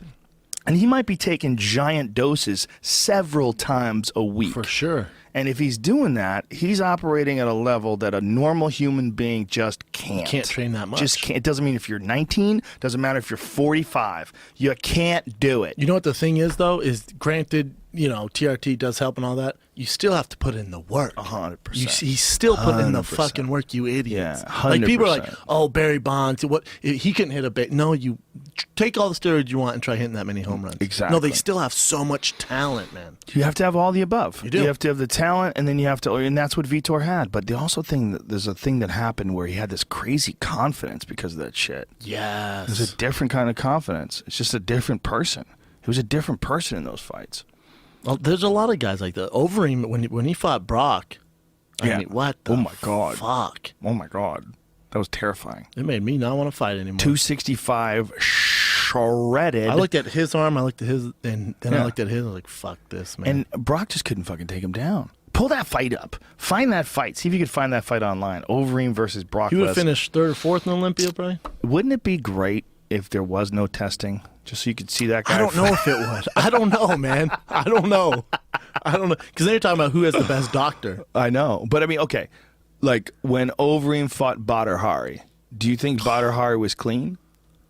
Fuck, I love Badahari. Hate to throw him under the bus. I hate to as well. So let's just leave it at that.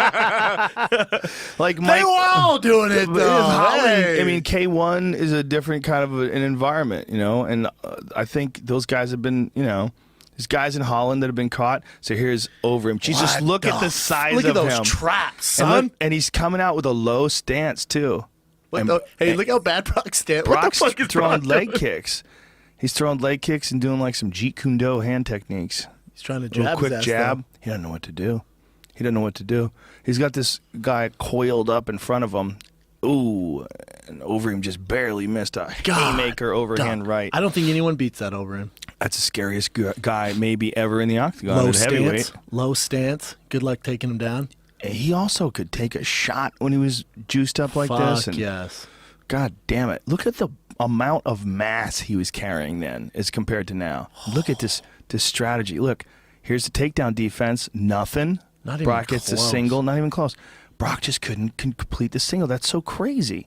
He's got a hold of that single and he couldn't go a goddamn thing about it. Brock is mixing up with the stand-up, though, here. Yeah. Well, Dude. for him, that's pretty good. But there's the ferocious fucking power that Overeem has is always looming. See? It's looming. It's keeping him at bay. You will never cut. see two freaks like this in the octagon ever again within your boom! destiny. There's that knee to the body. There's another one. Son. Then the kick. Brock's trying to keep him up, but he's already hurt. He goes, oh, you have a bad gut? That's cool. Check this out. He's throwing some good jabs. Yeah, he really is. But it's just Overeem. Overeem's cut already. He got cut over his right eye. That flat top ain't helping nobody. Come on, it looks beautiful. I like it. Oh, it's nasty fucking uppercuts. Here's that knee to the body. Ooh. That already fucked him up, and then he kicks him. And here comes the kick. The kick was nasty. He throws that kick right under that right arm. You're never going to see two muscular do. Oh. He hit him with that right kick. There's a left kick that he lands in this fight that I remember watching like 3 or 4 times in a row. Like, ooh, that one wasn't a good one. Dude, I loved watching Brock fight. God damn, Overeem looked good back then. Jesus. Different animal now, isn't he? Jesus. Yeah, I mean, it makes you think, like, I get it. I mean, I'm not really saying that guys should be able to. There it is. It's a knee, actually. I'm sorry. Boom. Boom. I'm not saying that guys should be able to do whatever. There it is. There's the kick. Son. There's that left kick. Yep. Boom. The one that went right under the armpit. I'm not saying that a guy should be able to do whatever they want. Just pull it back to that left kick to the body again. Just one more time. I want to see that. You know what the thing is, though, Joe? You also got to chop it up. This is a few years ago, too. Yep. Overeem has miles on him, man. Boom. He's fighting K1, Pride, UFC. He has miles on him. Oh, yeah, 100%. But I think that's it's one of the things. Not all just TRT. I think one of the things that TRT does is take those miles off. A few miles. I think it takes a lot off if you do enough. And I think that's what we saw with Vitor. Well, here it is, man. He lands his right knee first and hurts him. And then he lands that left kick to the body. Yeah, look where his right hand is when he lands this. Boom. Then watch, you can see it fucks him up. He's hurting him. Now watch here. This is look terrifying, how low it is. though. Watch this. Boom! Slam! Oh God! Right underneath. Just shin to the gut, and that's right where after he had that surgery for diverticulitis. Yeah, man. Had a big chunk of his colon removed, or his intestines removed, rather. I'm a big Brock fan. I like both those guys. Big Brock fan, though. But Overeem then in that fight, boy, we had a lot of options. We're like there's so many good fights for that guy. Oh, it's the best. Seeing him against Junior or him against Kane or him against, there were so many fights we could have seen him. It was the best, man. Yeah. It's interesting how different a guy becomes when you take that stuff away from him. I mean, it is the ultimate proving ground for testosterone. It's the ultimate proving ground. It's watching the difference. Sure. Yes. Watching the difference between these guys and what they can pull off when they're on it and when they're not. I mean, I'm sure you could see a difference in football players, but the difference is you're not seeing them to a finish in a particular contest against another human being. We get to see their movements. Like you see a guy sprinting on the field, you can see a guy making good plays, you can see a guy being energetic and pulling off, but you're not seeing them in a sustained environment for 5 minutes at a time, 3 5-minute rounds, and watching their movements and analyzing them against another human being. I agree. It's very, like in fighting steroids, it's very black and white. Yeah. I think it's very clear whether someone's on it. Very clear.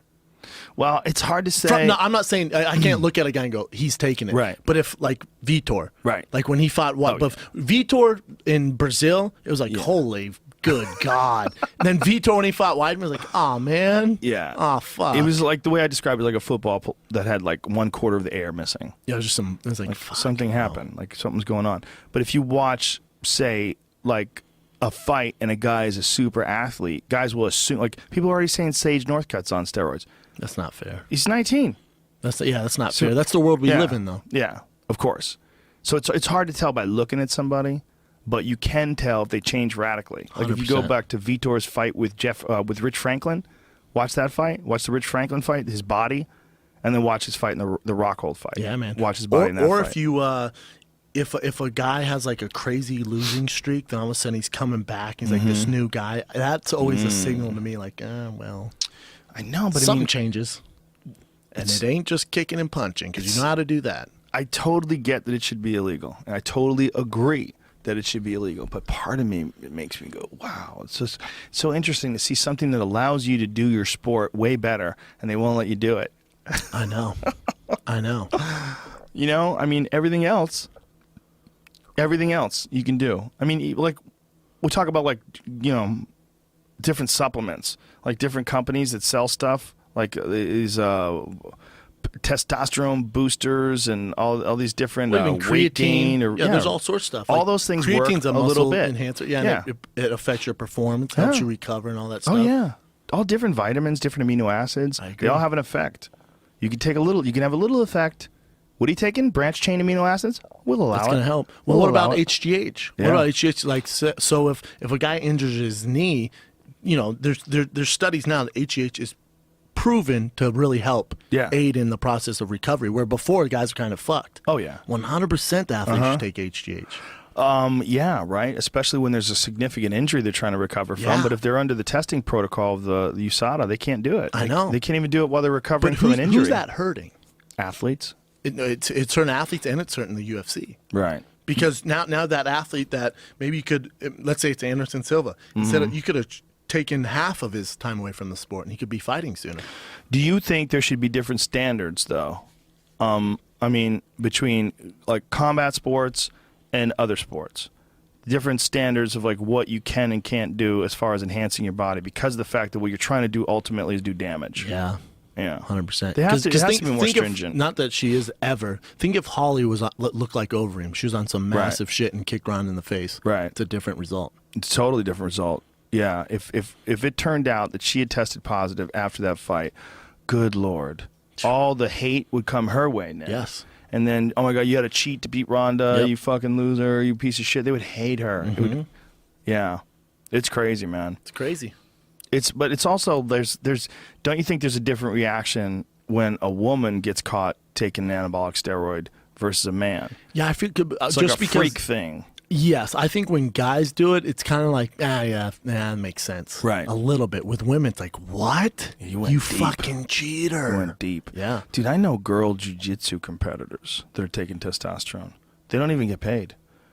I mean, let's They're for just sure doing relax. They're just doing jiu-jitsu. They're doing jiu-jitsu. Yeah, let's not do that. And they're doing testosterone. Let's not do that. Yeah, they're doing like creams and stuff like that, low levels Like of it. Cyborg will never be able to shake that steroid stuff, ever.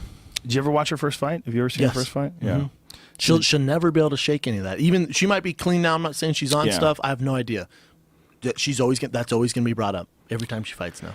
Well, because it's like you saw what she looked like. Yeah. You saw that she didn't look anything like anybody that you knew that hadn't done anything that was a woman. Like when women get athletic and they get strong and they lift a lot of weights, they very rarely look like that. Like there's this level of musculature and thickness and density and shredded at very low body fat with very high muscle content. You're like, whoa, there's But we're a also lot not just going on here. we're just not speculating. She tested positive. 100%. Yeah, exactly. I'm not like, oh no, I 100%. think she's on it. No, she failed the test. Yeah. Yeah. So that's 100%. always going to travel with her. Always. Speaking of big ass girls in jiu-jitsu, you know that Gabrielle, you know what I'm talking about? Oh, yeah. Gabby? You know Yeah. she's striking now at Black House. Yeah.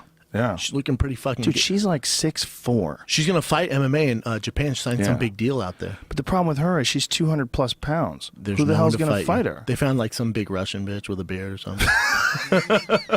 She's just knocking this Russian grizzly bear out. Because like you look at her and she's such a freak now. It's like she used to be this really heavy woman with a lot of body fat. She was really big and she was just so bulky. She was so big. And then like she must have gotten like facial Shredded. reconstruction. She must have gotten something done to her face too. And don't forget about them titties. Titties. She got them big ass Some titties. titties. And she lost all the body fat. Shredded. She's shredded. Who the fuck has ever done that before? Gone from being like really fat and overweight forever and just dominating girls in jiu-jitsu, doing really well, to all of a sudden being shredded. Shred Town 3000. Yeah, Just like fucking Overeem versus Brock Lesnar. 100%. shredded. Yeah. Yeah. And now she's doing MMA, and she I think she has a fight coming up or In something. Japan, she's on Ryzen. She's on the Ryzen card, isn't she? Yeah, I feel like she I'm is. almost positive. She signed like Yeah. But my thing is, Yeah, look how big she is next to Kat Zingano. and Good. Kat's a big girl. Googly Kat's not moogly. small. Yeah, she's a good 50 pounds heavier than Kat. Gabby Garcia, that's right. But she trains with my good friend Mike Safai at Anderson Silva's gym, and he's like, dude, you should see this girl hit. Oh, I'm sure. She's huge. And the other thing is, like, she got so good at jiu-jitsu, and she was dominating women at jiu-jitsu. She's like smashing them. She gets any of those girls on the ground now with that body. I mean, that body, she must have so much more endurance. She lost, though, that little Mackenzie girl. I know. Mackenzie's a dime piece, too. Isn't that amazing? Yeah. That girl weighs like 130. How does she do that? I don't know, I'm a fan. Jiu-jitsu. Jiu-jitsu. Jiu-jitsu is the only martial art where a small, talented guy really can beat a bigger, stronger, faster guy just by knowing the techniques. Just by being like a guy like Marcelo Garcia when he fought Rico Rodriguez in that grappling match. It's just a match. Like everybody knew Marcelo was going to win. You know, to the point where Marcelo took Rico's back. Rico sort of like violated the rules. Yeah. He slammed him. Yep. Yeah, he slammed him because Marcelo was backpacking him. He was on him and he didn't want to get choked out, so he threw all of his 240 plus pounds backwards with Marcelo on his back. So he landed all the weight on Marcelo's back. Just slammed him to the ground, and then Marcelo leg locked him. Such a badass. True, this technique. Speaking of leg lock, your boy Ryan Hall fights. I know.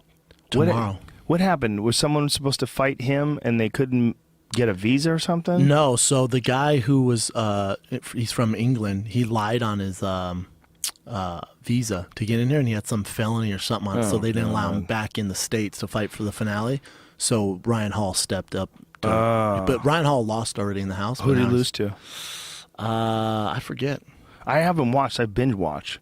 I like to binge watch those things. I've been doing the show on Fox Sports Live, so I just watch. I like watch them right before I go on the show, but I don't watch the Ultimate Fighters. Well, I've been crazy busy too, and since I'm concentrated on this card, I'm not calling those other cards. I'm only calling that one card. I didn't watch it too much. The Artem guy, he's Connor's boy. He's knocking motherfuckers out. He hits hard. Yeah, he hits hard, but he also drops his hands and he throws these winging punches. Yes. And so it's interesting. It's interesting. It's interesting. Yeah, it's gonna be trouble. It's a crazy fucking week, and no one is even talking about Chad Mendez and Frankie Edgar. Not at no all. one's even talking about it. Listen, you ain't shit unless you're freaking Jose or Connor this weekend. Even Chris Weidman's like, come on, man. Come on. Give me some love here.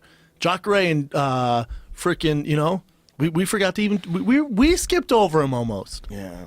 Well, we always want someone like Connor to come along who believes in himself in a way that we can't imagine believing in ourselves.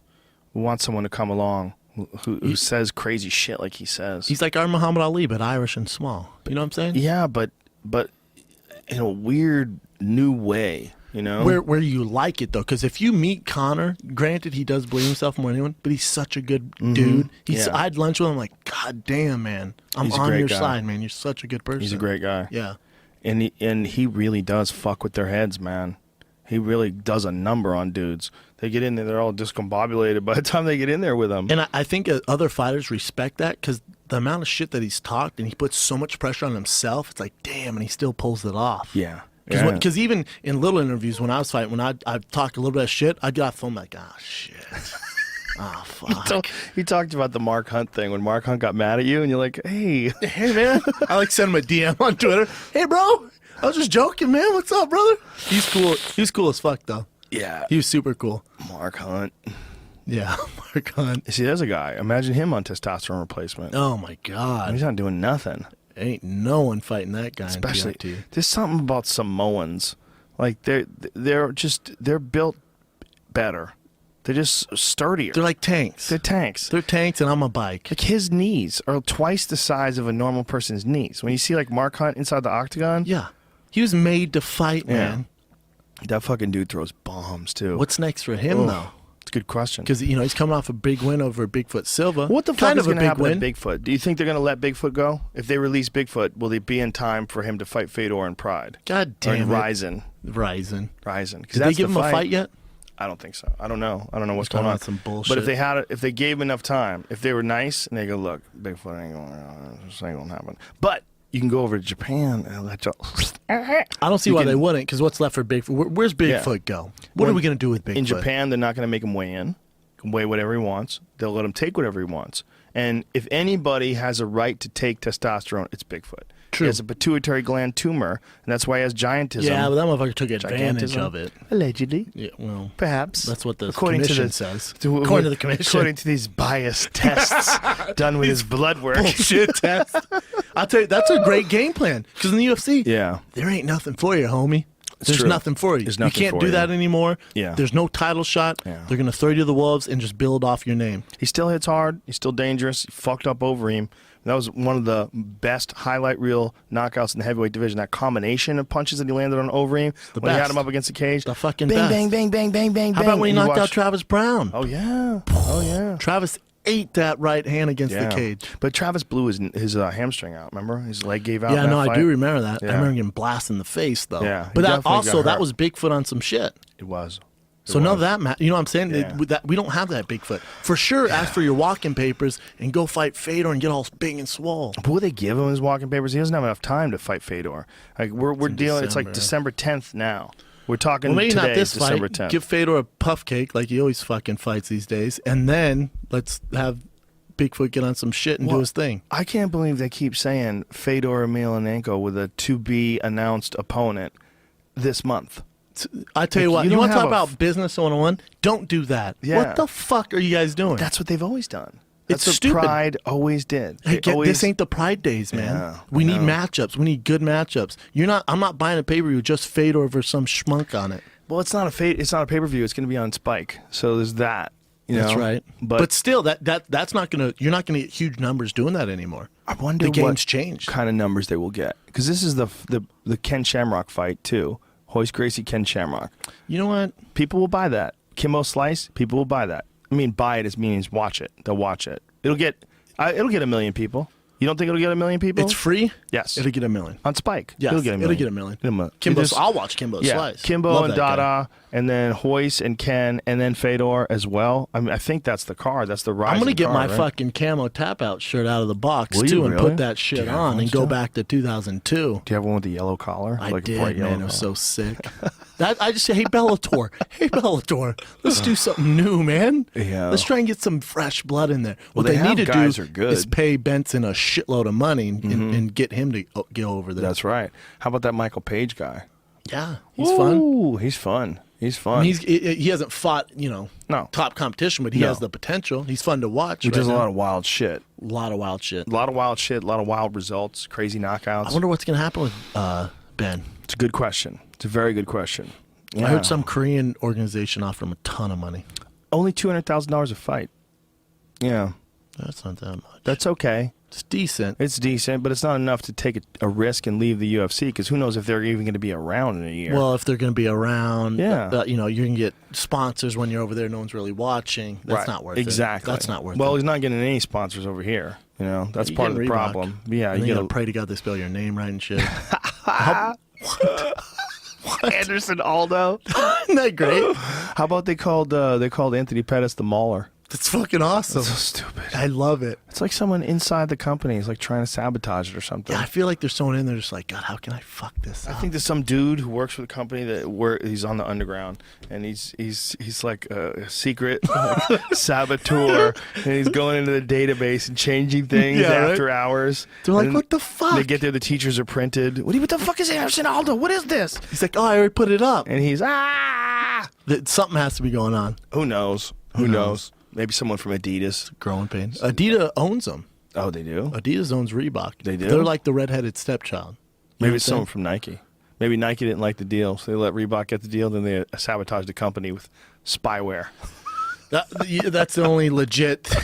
Like, it makes no sense to me. It doesn't make any sense. For the design of the shirts, too. How about that? How about the design? Like, would you guys spend 20 minutes? Is there? How much? I just like there's some guys like, you think I can make these dumbasses wear this? You think someone's gonna sign off on it? I mean, if you just put that out on the internet and you said, come up with a design idea and, we'll give you 50 grand or something like that, which is jack shit for Reebok. Yeah, not shit. Just get fans who are fans of the sport with Photoshop, and you open yourself up to this just gigantic pool of people that come up with ideas. You can get some dope Oh stuff, my God, man. Oh my God. Phenomenal stuff. And instead, they just they didn't even spell the names right on all of them. That's I mean, a must. how much time was put into that? It's just a bummer, man. It's a bummer. Bums me out. Just because I love the UFC, it makes the UFC look bad. Reebok, do whatever the fuck you want, but by signing this deal, now we look like dumbasses. Only to the hardcore fans. They're the only ones who even know about it. Most people have no idea why anybody's wearing a Reebok pair of pants versus a thing. I mean, you have to be like deep in it like we are. Like the average guy who's watching it, fucking Buffalo Wild Wings, and he doesn't give a shit. He doesn't give a shit, but also that guy's not going to buy a fight kit. You're right. If you want to You know who else isn't going to buy a fight kit? Me and you. Just start going outside and pointing at people. You'll be successful. I agree.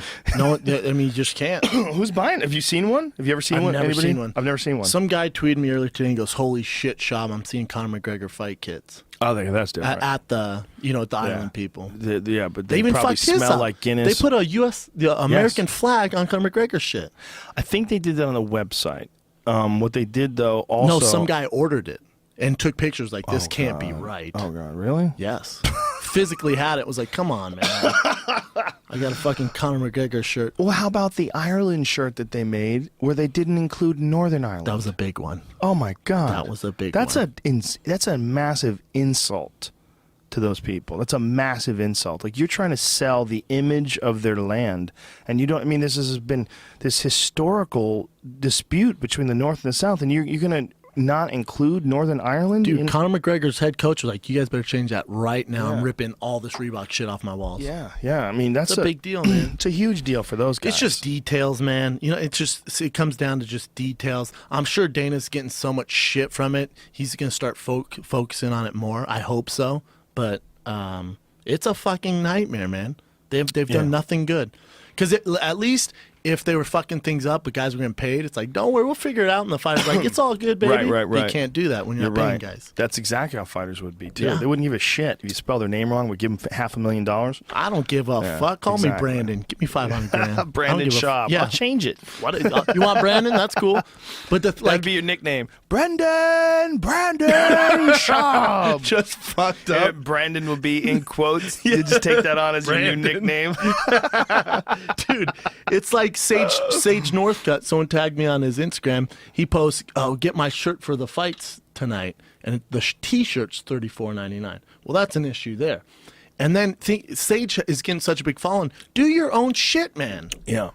We've been over this. Yeah. I beat it to a dead horse. Reebok, you'll figure it out. Well, you got a unique opportunity to do that because of the podcast. And, you connect with all these people, and then you have like this network of people that listen to your stuff. You give them a free podcast all the time. They want to wear those Fighter and the Kid shirts. They want to drink coffee out of the Fighter and the Kid mug. Yeah. It's hard for a fighter to establish all that stuff and get it going while they're in the middle of training camps. I get that, managers Joe. and managers. Yeah, all that jazz. Someone should recommend it to him. Oh yeah, I mean, I think he shouldn't be focused on it. Don't get me twisted. Don't get it wrong. I just feel like if you're not on that model yet, you're getting left behind. It's true, but these managers and these agents and stuff, they probably don't even know how to do it. They're not even aware because everybody's just concentrating on the fight game. It's like you have to. You're not making diversify. money. You're not making money doing that. You're not. So all right. So you're taking 20% of his money that he already earned from Reebok. That makes no sense. How are you gonna make money? How much can a fighter make doing seminars? Like when someone starts doing seminars, how much can they make? A decent money if you go on like tours, Like how That's much? a beast, man. How much do they make? Like how much can a big name guy make for a day? I'm not sure. I'm seminar? not that. I'm not a superstar. But, I was getting. I did a seminar once, and I got like $6,000. That's pretty good. That's pretty good. How many people were in there? It was in Canada. It was packed. It was packed. A couple hundred? Yeah. No, maybe 100. Maybe 100. Yeah, Eddie Bravo does some pretty fucking big seminars. I don't want to be rude though and ask him how much he makes, but I would think that if you do a bunch of those, like in a row, like you do a gang of those, that's a real living. They have to be legit though. You know what I'm saying? A lot of times when a guy's so technical and he's such a good fighter, he's not. He can't relate that in words very well. Right. So the seminar kind of sucks. It also seems that like jiu-jitsu is the seminar that people want to go to. It's very hard to get people to go to an MMA seminar, or very hard to get people to go to a Muay Thai seminar, or harder. But jiu-jitsu seminars are typically pretty fucking giant. Well, I feel like jiu-jitsu is more lucrative, right? Like Right. people who sign up for jiu-jitsu, especially in California, if you're going through the whole belt system, you gotta have some bank. So they're gonna sign up for a jiu-jitsu seminar. Machida does a shitload of seminars in Brazil, karate seminars. Right. Yeah, he does. Yeah. But his family has that background. His brother, his dad can help. It's a little different animal. Yeah, and he's famous. He's a former champion. Super famous, yeah. It's different if you're famous. Yeah, an interesting thing. Seminars, seminars are very fascinating to me. And also like putting together a gym and making that gym a successful entity, a successful business is so hard to do. Do you know anything about Combat Sports Academy, the CSA? Kevin Ross trains out of. I guess Gina Carano's up there now too. I've Miriam heard of it. Nakamoto. I've heard of it. Yeah, he's a bad motherfucker. The guy who runs that gym, and he knows what he's doing. And he's got a giant gym.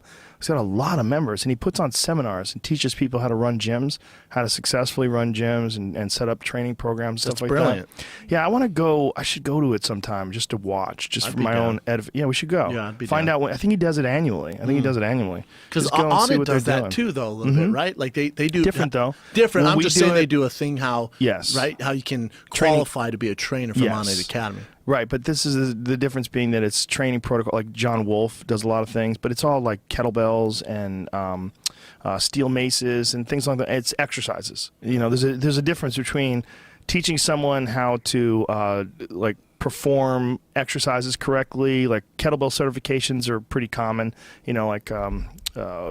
Pavel does a Sure. bunch of them. A bunch of different kettlebell. Steve Maxwell does. Yeah. He has his own certification process. I think Mike Mahler does as well. The real big name guys have these certification protocols because they figure out what's the best way to implement their training regimen, and then they teach it to people so they can teach it to other people. And once you get the technique down, the movements down, stuff like that. But I think it's way more complex to get a bunch of people to sign up for your gym. I think that's hard for people to do. And he's teaching them how to run the gym and be successful. I think so. I'm pretty That's sure. a motherfucker. And I think also how to set up training schedules and calendars, and how to peak I fighters. mean, that's priceless. Yeah. He should be killing it. There should be a Gets ton a lot of people in come. there. A lot of people Yeah. come to those things. He should be killing it because to learn that is priceless, man. Well, he also has he's got some CrossFit shit going on too, because their Instagram post is a lot of his CrossFit game stuff, a lot of CrossFit classes and exercises. So I think his gym is both a strength and conditioning gym and a Muay Thai gym. And I know Smart, man. they have some MMA There's fighters money there in as well. both. Yeah, but it's like Muay Thai. It's very hard to get a lot of people to sign up for Muay Thai. Not a lot of people want to get their face split open. No. Not a lot of people want to get cut up Not by the elbows. masses. Yeah, That's why jiu-jitsu is so lucrative. exactly. You get old ladies who do jujitsu. Even CrossFit. That's Yeah. why CrossFit's so big, man. Yeah. It's hard to run a gym, man. I mean, even running a fucking 24-hour fitness or a LA Fitness or something like that. Hard. Gym or since I was a kid, my dad's a businessman. Since I was a kid, a gym or a restaurant is not the way you want to go. Like They're people ask me, "Are you going hard. to start a gym?" Absolutely not. Yeah. The chance of you making legit money off that, good luck, hard. man. It's hard. So competitive. Unless you're some Scrooge McDuck like Dan Lambert, who doesn't give a fuck. Yeah. Who puts together some I mean, I don't know. I don't ever ask Dan, but I can imagine how long it took him before ATT was profitable. Takes a long ass time, man. I'm sure it's probably profitable now because it's so big and so famous, so popular. True. But I might be wrong. He might just be doing he it might for be the just money. breaking even. Yeah. Yeah, doing it for the fun rather than True. the money. Yeah, it's also when you think about how many different schools and colleges produce professional football players, right? They go from the high school system to the college system. They go from the college system into the NFL. I mean, there's the wealth of talent nationwide, established these systems as these kids come up in. It's about 300 a year. So established, Yes. right? MMA is not like that. No. You have these random professional gyms, and some of them, like there's fighting, like Johnny Hendricks left Team Takedown. I know. So what he's going to do is he's going to have someone fucking hold mitts for him and do some boxing work, and then work out with like the Oklahoma State wrestling team, and Is that what he's saying? Yeah.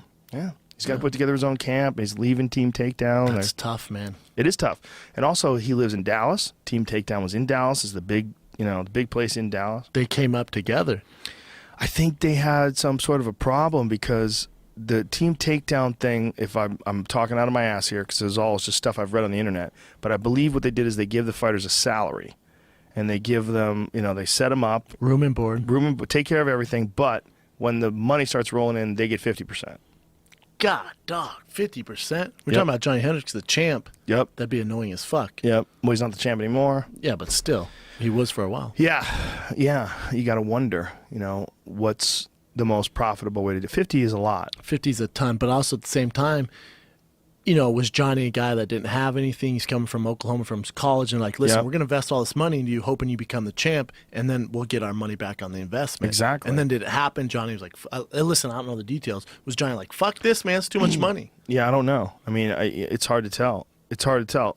And then there's the argument that could be made where, like, if you have a high-level champion like a Johnny Hendricks, it makes the whole gym better. And it's worth a lot of money to the gym just to have him training there. For 100%. 100%, right? That's huge, man. Because it changes people's attitude about a gym. It brings better guys into the gym. 100%. 100%. Like here's a perfect example. Muscle Farm. You found out that TJ just moved to Muscle Farm. Everybody went, whoa, hold on. That's a ballsy move by Muscle Farm. That's a gangster move, right? Yeah. You get a guy like Matt Brown's there, too. Get a guy like Matt Brown. So you got Matt Brown and you got TJ Dillashaw. Okay, you're making moves. You got Matt Brown. Yeah. You got TJ Dillashaw. You got Brandon Thatch. Neil Magny. Yep. Neil Magny just beating Kelvin Gastelum. That raises it big time. Like those are gangster moves, Yes. right? That's how you get a gym popular. So now here we are talking about the Muscle Farm gym. If they didn't do that, would we be talking about it? No. Well, Rampage was training there years ago. Did we talk He was about like it? the first one. We didn't talk about it. How about Sage? Sage Northcutt left TriStar. He did? Yeah, his When? dad pulled him from TriStar. What? Yeah, When? that's in the recent article I read. His dad took him out of TriStar. He's training in Dallas now, some local gym in Dallas or some shit like that, or wherever he's from in Texas A&M Whoa. Station, whatever. I wonder what that's all about. I don't know. French girls. Too much They'll get ya. Too much temptation. Bonjour. Sage has to just fucking. If he doesn't, I don't know. I missing wouldn't want out to on change his life. fucking sheets. Missing out on life. Wouldn't want to fucking be the person who has to wash that kid's sheets. The amount that just must fly out of his body in the middle of the night Like from his fucking dreams. Spider-Man. Yeah, man. He's gonna have a tough road as far as distractions go.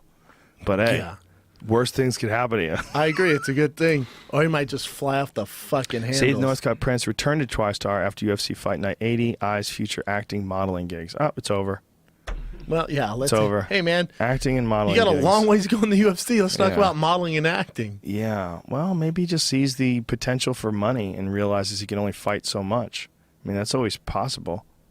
That is always possible, man. I mean, look, you have to think about it that way. Look at what's going on with you. Look at how much more money you make now doing your podcast than you were making when you were fighting, and how much easier it is for Not you. even close. Not even close. Not even close. And the podcast is growing Yeah. every month. I saw you guys were in the top 10 of all the podcasts in the world the other day. Yeah, holla. Hi. Holla. Hello, episode. ScoochMcDuck, Whatever the I'm fuck it coming, was. son. I mean, it's crazy. And on top of that, you're doing these live shows that are selling out months in advance. Yeah. And that's super profitable. And all that comes to you. It's doesn't have to go through the UFC. You make your own schedule. There's no one tells you what to do or what not to do, what you can and can't say. You don't get some angry phone call from somebody that says, why'd you say that? You're not supposed to talk about that. You talk about whatever the fuck you want. I can't believe my life, man. I'm doing the best I've ever done in my life. So a kid like this sees the possibilities of the future, and he goes, look, you got to take what you can take. You got to take what's there. You don't put it aside to try to pursue like this potentially lucrative career as a UFC champion. You know what the difference is, though, is he's, 19?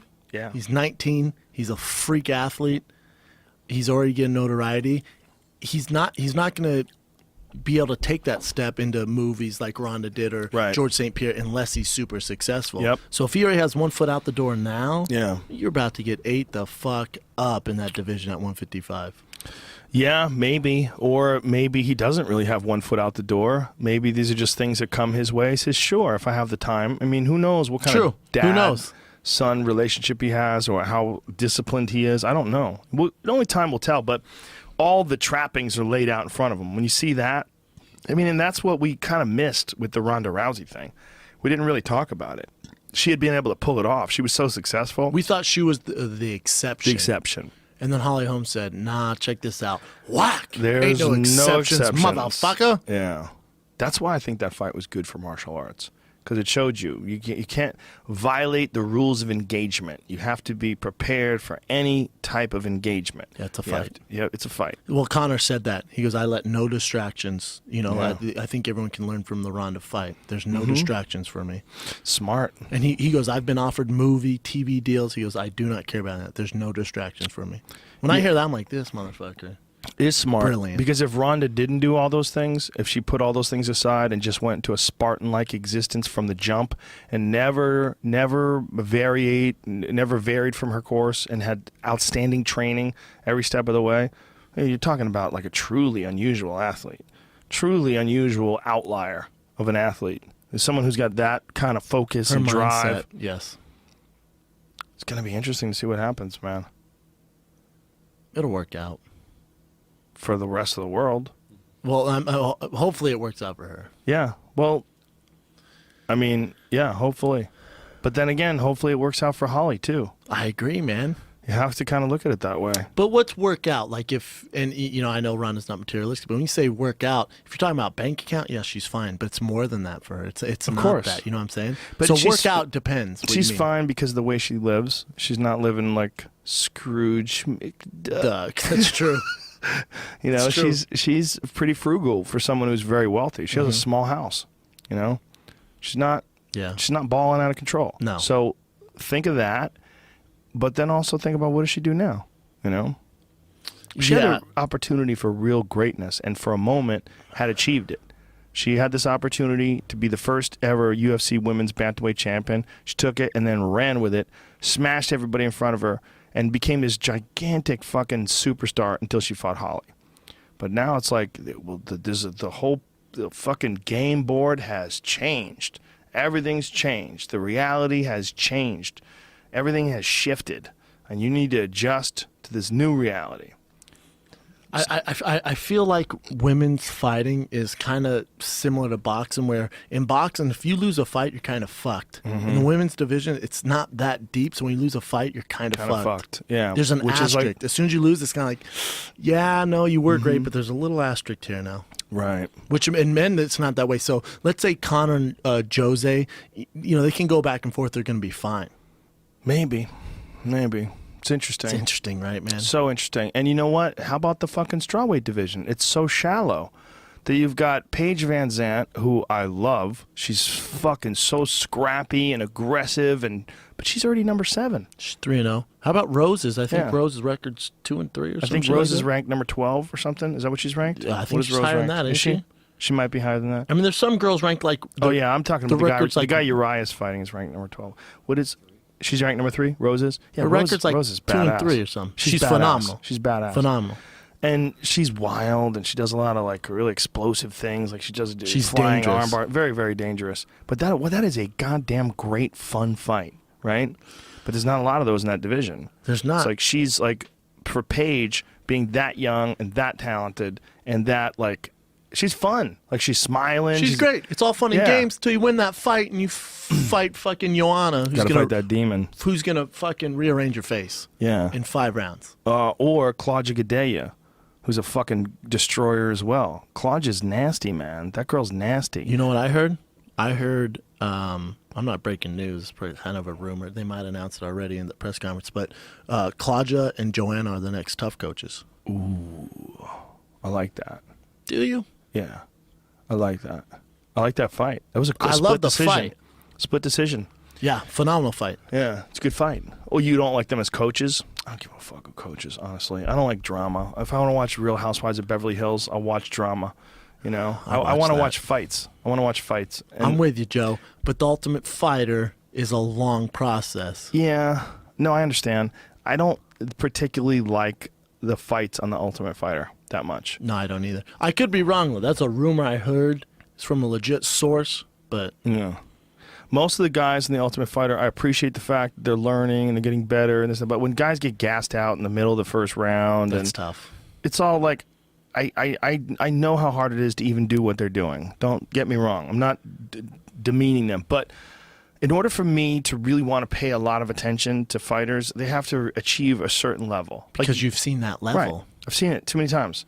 So I see so many, like Uriah Hall when he was on the Ultimate Fighter. I was like, ooh, okay. He could do some damage. This motherfucker could do some damage. Yes. Robert Whittaker, same thing. I was like, I agree. ooh, okay. You know, there's guys you see, they go, all right, this It's rare, fucking though. dude. It's Yep, rare. Like it is last rare. night or whatever, not last night, 2 days or whatever, they asked me on The Ultimate Fighter, who do you think can be successful in the UFC? Who would you pay money to see? My answer was no one. But probably no one right now. They have a long ways to go. Who actually, to get to the UFC, they have a long ways to go. The answer is the guy who's the youngest, who's the most focused, who has the most attention you could put to it, who's the best athlete, who's in the best camp. Best camp. All those things. Like, you capitalize on your experience there and learn and grow. It's a great farm system. The problem is you're taking like people that, you know, they might not be fully grown. They haven't sprouted yet. They're not, and you're throwing them right into the mixed martial arts Super Bowl. It's interesting because, exactly. Because the Ultimate Fighter used to be guys where, 2-0, 3-0, and then, you're on that show and then you kind of have a huge following, and then you're in the UFC and you can have a couple of build-up fights, but at least you have a fan base. Well, now it's like these guys they get launched right into the mix. Yeah. Like, I think, I fought Roy Nelson, which I had no business fighting at the time, and then like 6 months later I was fighting Gabriel Gonzaga. Yeah. I went from fighting a guy in the Ultimate Fighter with 2 fights to Gabriel Gonzaga. It was like, what the Former fuck? heavyweight championship contender. Yeah, man. Yeah. I was like, Jesus Christ. Yeah, that is the trickiest thing about going from that show right into the big leagues. What the fuck happened to that one dude that fought Efrain Escudero, and Efrain beat him? Everybody was all hyped up on him. Dana was like, he's Oh, an he's Anderson fighting Silva. Felipe Nova. Felipe Nova. He's fighting tonight. Is he? I think he's on the card. I think so. He was a fucking talented kid. Well, he's one of those guys. You see him against guys who are of a lesser caliber, and he looks like a monster. Yeah, but let's never call him Anderson Silva ever again, Well, everybody. I think it's hard to judge when you're watching people that are fighting people that aren't that good. God damn, he looks shredded there, though. He does look shredded. He's a Henzo guy. He's But been didn't out he have for a some while. weird problem where he was like blacking out? Didn't he have some serious issue, like he would have like a fainting spell or something like that, a medical issue? Like a fainting goat thing? Yeah, there was something wrong. He was like, out for a while, and then he was fighting all around. And then he got back to the UFC. Yeah, he fought other places. I'm just looking at Rose and Van Zant. I mean, is that the sexiest fight of all time? I hate to be sexist. Oh, dude. Look at those wait a two. minute, is that Tim Means versus John Howard? Are Got you your sweet fucking ass. kidding me? That's the dirty bird, son. Holy shit. I didn't even know this is happening. This is tonight? What? It's on now. Is it on now? Actually on now? Is it on Fight Pass? Yeah, that fight's not on yet, but this Roberts Coy fight is on now. Really? Whoa. Jesus Christ. Okay, so there's a few fights before you get to Tim Means. That is a fucking bang-up fight, man. That's a great fight. Tim Means is nasty. He's nasty. I mean, he got caught by Matt Brown, but not after he tagged Matt Brown. That was a fun fight, man. It was That's a hell of very fun fight. The Dirty Bird's fun to watch. Oh, yeah. He's super technical. And he's an Albuquerque guy outside of Jackson's gym. He's at another gym. What's it, NHB or something like that? I forget. I thought it was NHB. Let me pull it up here. I'm not sure, but Tom is his trainer. Why am I drawing a blank? Yeah. John Tom Howard. Tom Vaughn is his trainer. To say which gym or no? I'll find out. Jim Miller's a good one. Oh yeah, Chiesa. I always fuck up. I know. I didn't even know that Jim Miller was fighting. Oh fuck yeah! You That know? Quran one. Jesus Christ. Kaylee Quran. Yeah. She's a little beast. God damn, there's some crazy ass fights going on. It's crazy. What an amazing time. These 3 days are not. It's almost like 35 fights. Overwhelming wealth of goodness that happens over 3 days. My brain's like, whoa. Yeah, man. This is what's going on right now. This fight. Yeah. Guy's got some great tattoos. Guy got a set of hair on him. It's an awesome time to be an MMA fan. Are you going to go to EBI on Sunday? Is this Eddie Sunday? Bravo and its Invitational? Yeah. Are you going? Yeah. Fuck You yeah. gonna be back? Come I'll go me. with you. Yeah. What time? I got a wild ride, man. I fly in early in the morning. I think it starts at. I want to say it starts at 3 or 4. Eddie thinks it starts. I don't know. I'll go for sure. Maybe it starts Let's at 5. talk about it. I'll find out what time it starts. Let's talk about it. Well, let's find out. Find out what time the Eddie Bravo Invitational starts. I knew I had enough time to get home and take a nap, and then head out. And it's almost sold out, folks. If you're thinking about going, 5 o'clock on Sunday. 5 o'clock. 2 days, 23 hours from now. So. And what is the what's the name of the theater? Videos. Oh, it's at the venue.